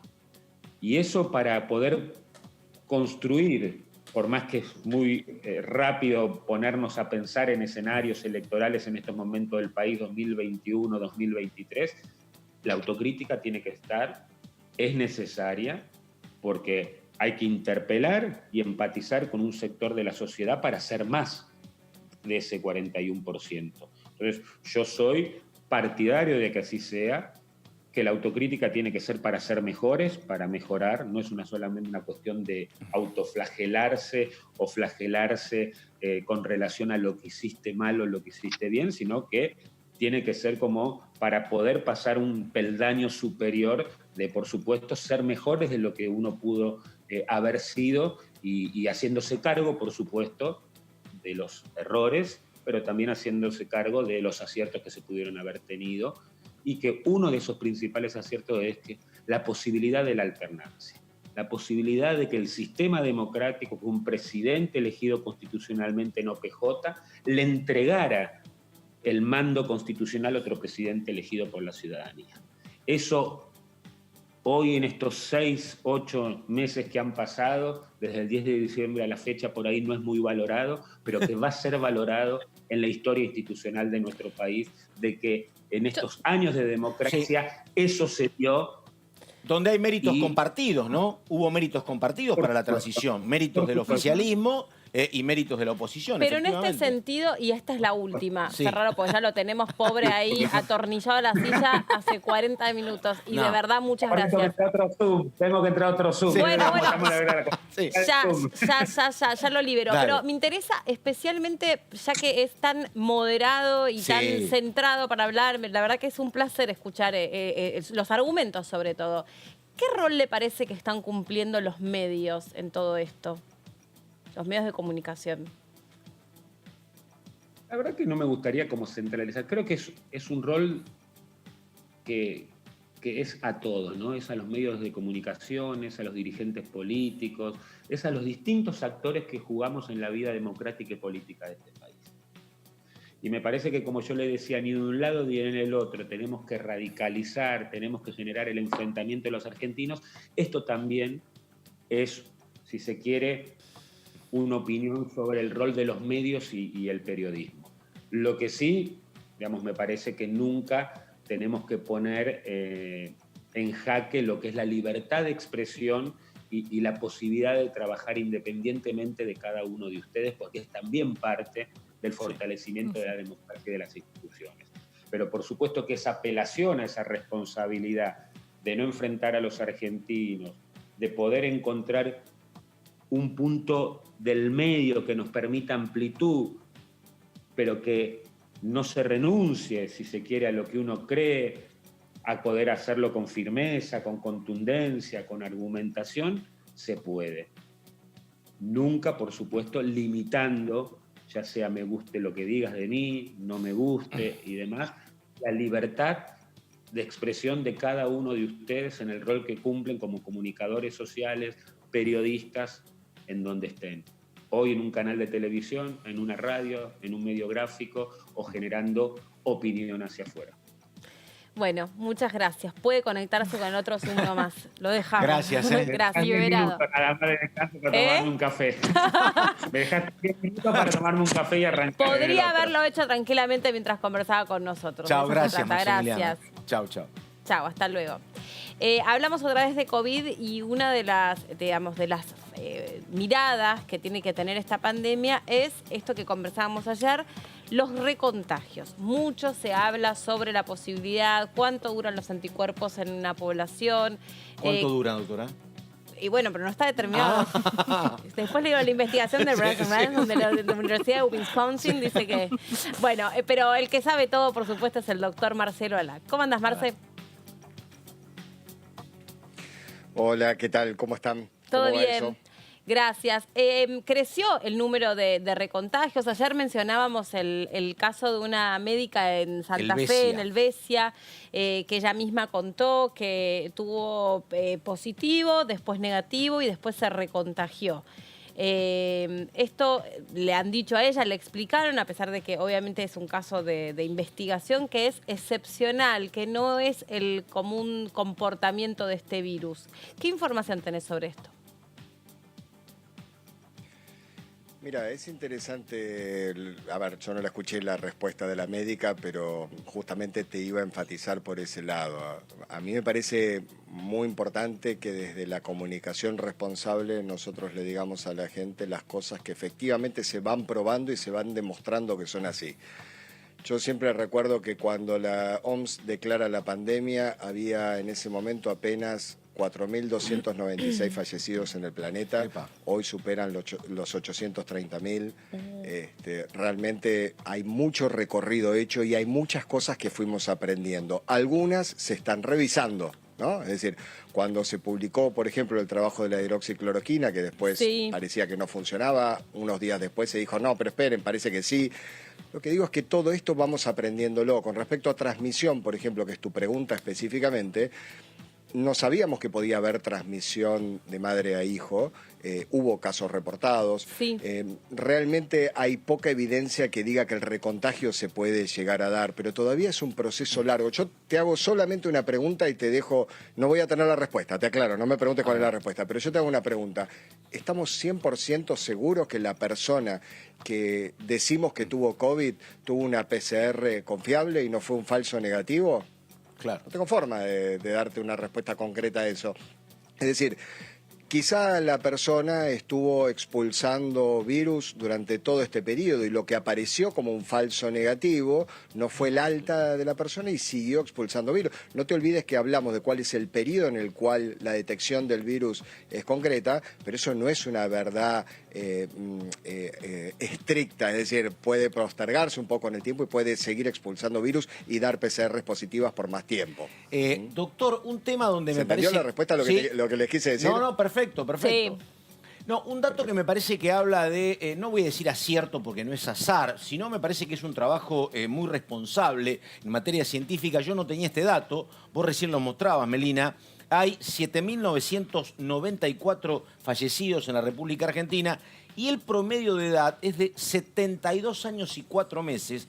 Acá históricamente ha habido, me parece, mucha precisión, porque siempre dijeron que el COVID era muy riesgoso para los mayores de 65 años. Acá la verdad que hay un promedio muy alto, 72 años y 4 meses. Digo, pero junto con este dato, que es como muy preciso, ¿por qué cree, doctor, que hemos estado lejos en materia de previsiones? Porque la verdad creo que hace 5 meses nadie podía decir que íbamos a tener en algún momento con 10.550 contagios. ¿Se entiende? Hubo mucha precisión en el tema de que los más perjudicados eran los adultos mayores. Pero en el tema de contagios me parece que no imaginábamos este número. ¿Por qué la dualidad, le pregunto, no? Bien, mira, déjame empezar por lo que sabemos para después conjeturar sobre lo que no sabemos. Está muy bien. Sobre lo que sabemos, es una enfermedad que si vos tomás el rango etario que va de los 20 a los 60 años, ahí está, y hacemos un histograma, es decir, estos gráficos de barras que construimos. Si hacemos ese gráfico, el grueso de la población enferma está ahí, está en ese grupo. Ahora, si a ese mismo gráfico le agregamos cuál es la tasa de mortalidad, la tasa de mortalidad se mantiene bastante estable hasta que vamos llegando a los 60 años y a partir de los 60 años empieza a picar. Son los grupos más vulnerables, son los grupos que más fallecen. Es lo que ya sabíamos desde que esto se inició en Wuhan y después se fue corriendo hacia los países mediterráneos, Italia, España, Francia. Y ahí teníamos una argumentación donde decíamos, bueno, posiblemente fue muy fuerte en Italia porque hay una población añosa en tercera edad muy importante. Bueno, pero esto también se siguió sosteniendo en distintos escenarios y esto tiene que ver mucho también con la fisiopatología de la enfermedad. Es decir, que afecta y que la mortalidad afecta fundamentalmente a los grupos de más edad es una verdad comprobada. Yo no tengo los estudios de Melina. ¿Qué es la fisiopatología, doctor? Que yo conozco menos que mi compañera. ¿Qué es la fisiopatología? Yo no sé cómo no me contrata a LAC para trabajar con él, pero bueno. Sí, ¿qué?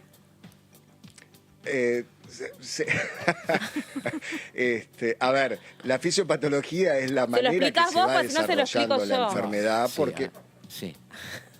Sí, no me cabe duda. Eso no me cabe. Además, sinceramente, le decimos a la audiencia, esperen, se mutó Alac y arranca Melina, eso no me cabe duda. A ver, esto imagínense, es difícil explicarlo sin un gráfico, pero trato de apelar a la imaginación de los que están del otro lado de la cámara. La fisiopatología es lo que explica cómo se desarrolla la enfermedad. Imaginemos que llega el virus, que como todo el mundo vio en los gráficos, es como una pelota donde tiene un montón de espinas. Eso se llaman, tiene una serie de proteínas en la cápsula de afuera, y esta es la proteína S por spike, por espina, que es la que se une a un receptor de una enzima en una célula. Imagínense la llave y la cerradura, ¿no? Está la cerradura ahí esperando, llega la llave, esa cerradura se activa por otra sustancia interna y eso hace que el virus es traccionado dentro de la célula.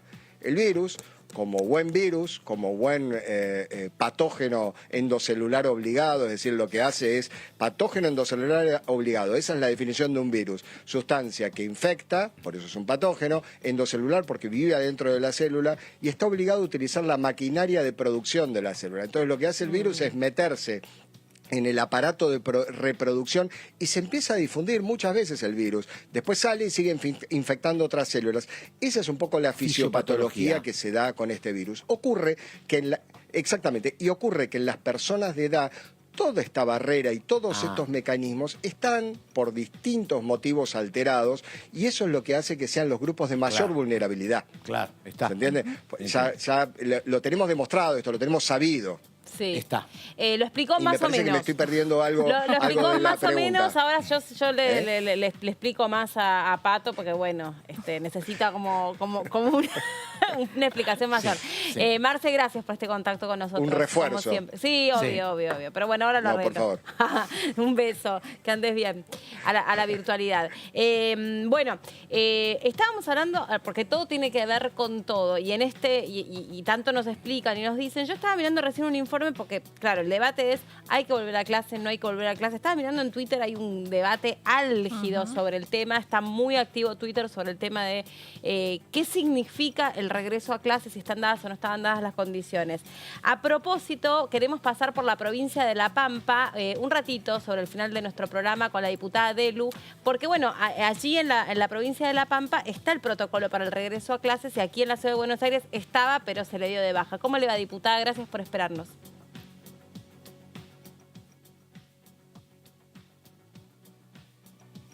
Me parece que está muteada. Ahí estamos. A ver. Me parece No la no la escuchamos. A ver. Tiene que desmutearse. Intentemos. Voy con la remera, diputada. Bueno. Voy con la remera, diputada. Bueno, la idea, A ver, una sí. remera que diga Sí, siempre. La idea es un poco que las clases en esta provincia vuelvan a partir del 14 de septiembre. Sería una de las segundas provincias que retomaría, teniendo en cuenta que la primera fue San Juan, pero que volvió, digamos, para atrás respecto a que en esa provincia definió el gobernador pasar a fase 1, pero bueno, La Pampa tendría previsto este regreso para el 14 de septiembre y además sería la primer provincia patagónica que comenzaría sus clases de manera también semipresencial, ¿no? La Porque Pampa tiene un solo caso registrado en las últimas 24 horas. ¿Cómo? Un ombú. No, esto lo decimos porque, bueno, también es muy importante tener en cuenta, una cosa es la situación de La Pampa, otra cosa es la de la Ciudad de Buenos Aires. Claro, Hay muy que distinta también, la realidad, ese es el tema. A propósito que recién hablaba con la diputada, Claro. yo le quería arrancar preguntando cuál era las facilidades de conectividad que había en la provincia, porque eso también siempre termina siendo incidente. Quería decir algo, estaba leyendo por ahí una nota de opinión de una periodista, una colega que escribió sobre este tema en Infobae. Ay, me gustaría citarla, pero obviamente se me fue la nota. Pero que decía que el 20% de la población mundial de niños es el 20%. Y de ese 20%, solo el 2% a nivel mundial, explicaba acá la periodista, tuvo COVID. En ningún caso fue una situación de relevamiento que hace la periodista, fue una situación crítica. Entonces, se preguntaba cuál era el criterio para decir que no estaban dadas las condiciones en la Ciudad de Buenos Aires para que algunos pibes retomen el contacto con la escuela. Habida cuenta de que no es solamente ir y estudiar, sino todo lo que implica el contacto de la escuela, porque son pibes que de otra forma quedan desamparados, explicaba ella, sin contención, sin amparo y sin posibilidad de modificarles no solamente el presente, sino el futuro. Mira, hay un tema que tiene que ver con, por ejemplo, el transporte, no solo de los alumnos, sino también de los propios docentes, que es un tema que habrá que ver cómo se va resolviendo eso. Y porque personal del establecimiento. También, efectivamente, porque es cierto que en las escuelas públicas porteñas generalmente los chicos viven cerca. Pero podés vivir 6, 7 cuadras, podrás ir caminando, es un tema. Pero los docentes no. Y el tema de, por eso está ese reclamo que ellos han planteado a nivel sindical. Ellos te dicen, ¿por qué si vos sos docente de una escuela privada no tenés clase y tenemos que ir nosotros a trabajar? Claro. Es parte del problema. Pero yo coincido con vos en que la verdad que los chicos, hay muchos sectores que están muy mal, y yo creo que el volver a clases para muchos chicos, desde lo alimenticio, lo afectivo, el descanso, el espacio, sería como un lugar muy apropiado. Pero tampoco, el protocolo es complejo de elaborarlo. Sí, por supuesto. Tampoco estoy segura que necesariamente antes de la pandemia esos pibes estaban en un estado de menor vulnerabilidad. No lo sé. Creo que el tema de la deserción escolar, por distinto recorrido que he hecho y he escuchado en materia de consejo escolar, Sí. que es una histórico. preocupación, es histórico, tiene que ver con las tasas de desempleo, tiene que ver con pobreza, tiene que ver con embarazo adolescente. Sí. Hay Sobre todo- muchas causas. Sobre todo a mayor edad, ¿no? Sobre todo en lo que es la educación a nivel Media, media, claro, ¿no? secundaria. En la Ahora, perdóname. secundaria. Porque, claro, los chicos también empiezan a tener estas situaciones donde tienen que empezar a optar por trabajar para ayudar a la familia. Ahora, pregunta. Sí, pregunta. Optongo, ¿no? Opino porque total yo no gobierno. Pero digo, ¿no se podría resolver? Porque esto no es toda la capital federal, es un lugar geográfico bastante enfocado, donde están estos chicos con vulnerabilidad, con problemas de conectividad, viviendo en condiciones de hacinamiento. Digo, ¿no podría haber una política de emergencia escolar coordinada por el Ministerio de Salud de la Nación, Capital, los dos gobiernos? Y mirá, son 10.000 chicos. Estamos en la ciudad con un presupuesto a la europea. Digo, vamos a resolver esto de una manera por lo menos transitoria hasta que ¿Sabés termine el qué año. te digo Después yo? vemos. No sería, me parece, tan complejo una emergencia escolar. Tenemos emergencia de todo. ¿Por qué Una no la emergencia hubo escolar por antes? 4 meses. Yo me pregunto por qué no la hubo antes. Sí, claro. ¿Por qué En tenemos una que... ciudad con un PBI altísimo. Alto, muy ¿eh? alto, Exactamente. El debate es amplio. La diputada la comprometemos a ver si puede reconectar con nosotros mañana porque tenía obviamente un problema con internet. No la escuchábamos, nosotros tampoco la veíamos bien. Así que eso es lo que queda comprometido para mañana. Y hasta aquí hemos llegado nosotros. Perfecto, Mari. Así que descansen, que la pasen bien y nos reencontramos en otro momento. Hasta la próxima. Hasta la Meli. próxima. Chau.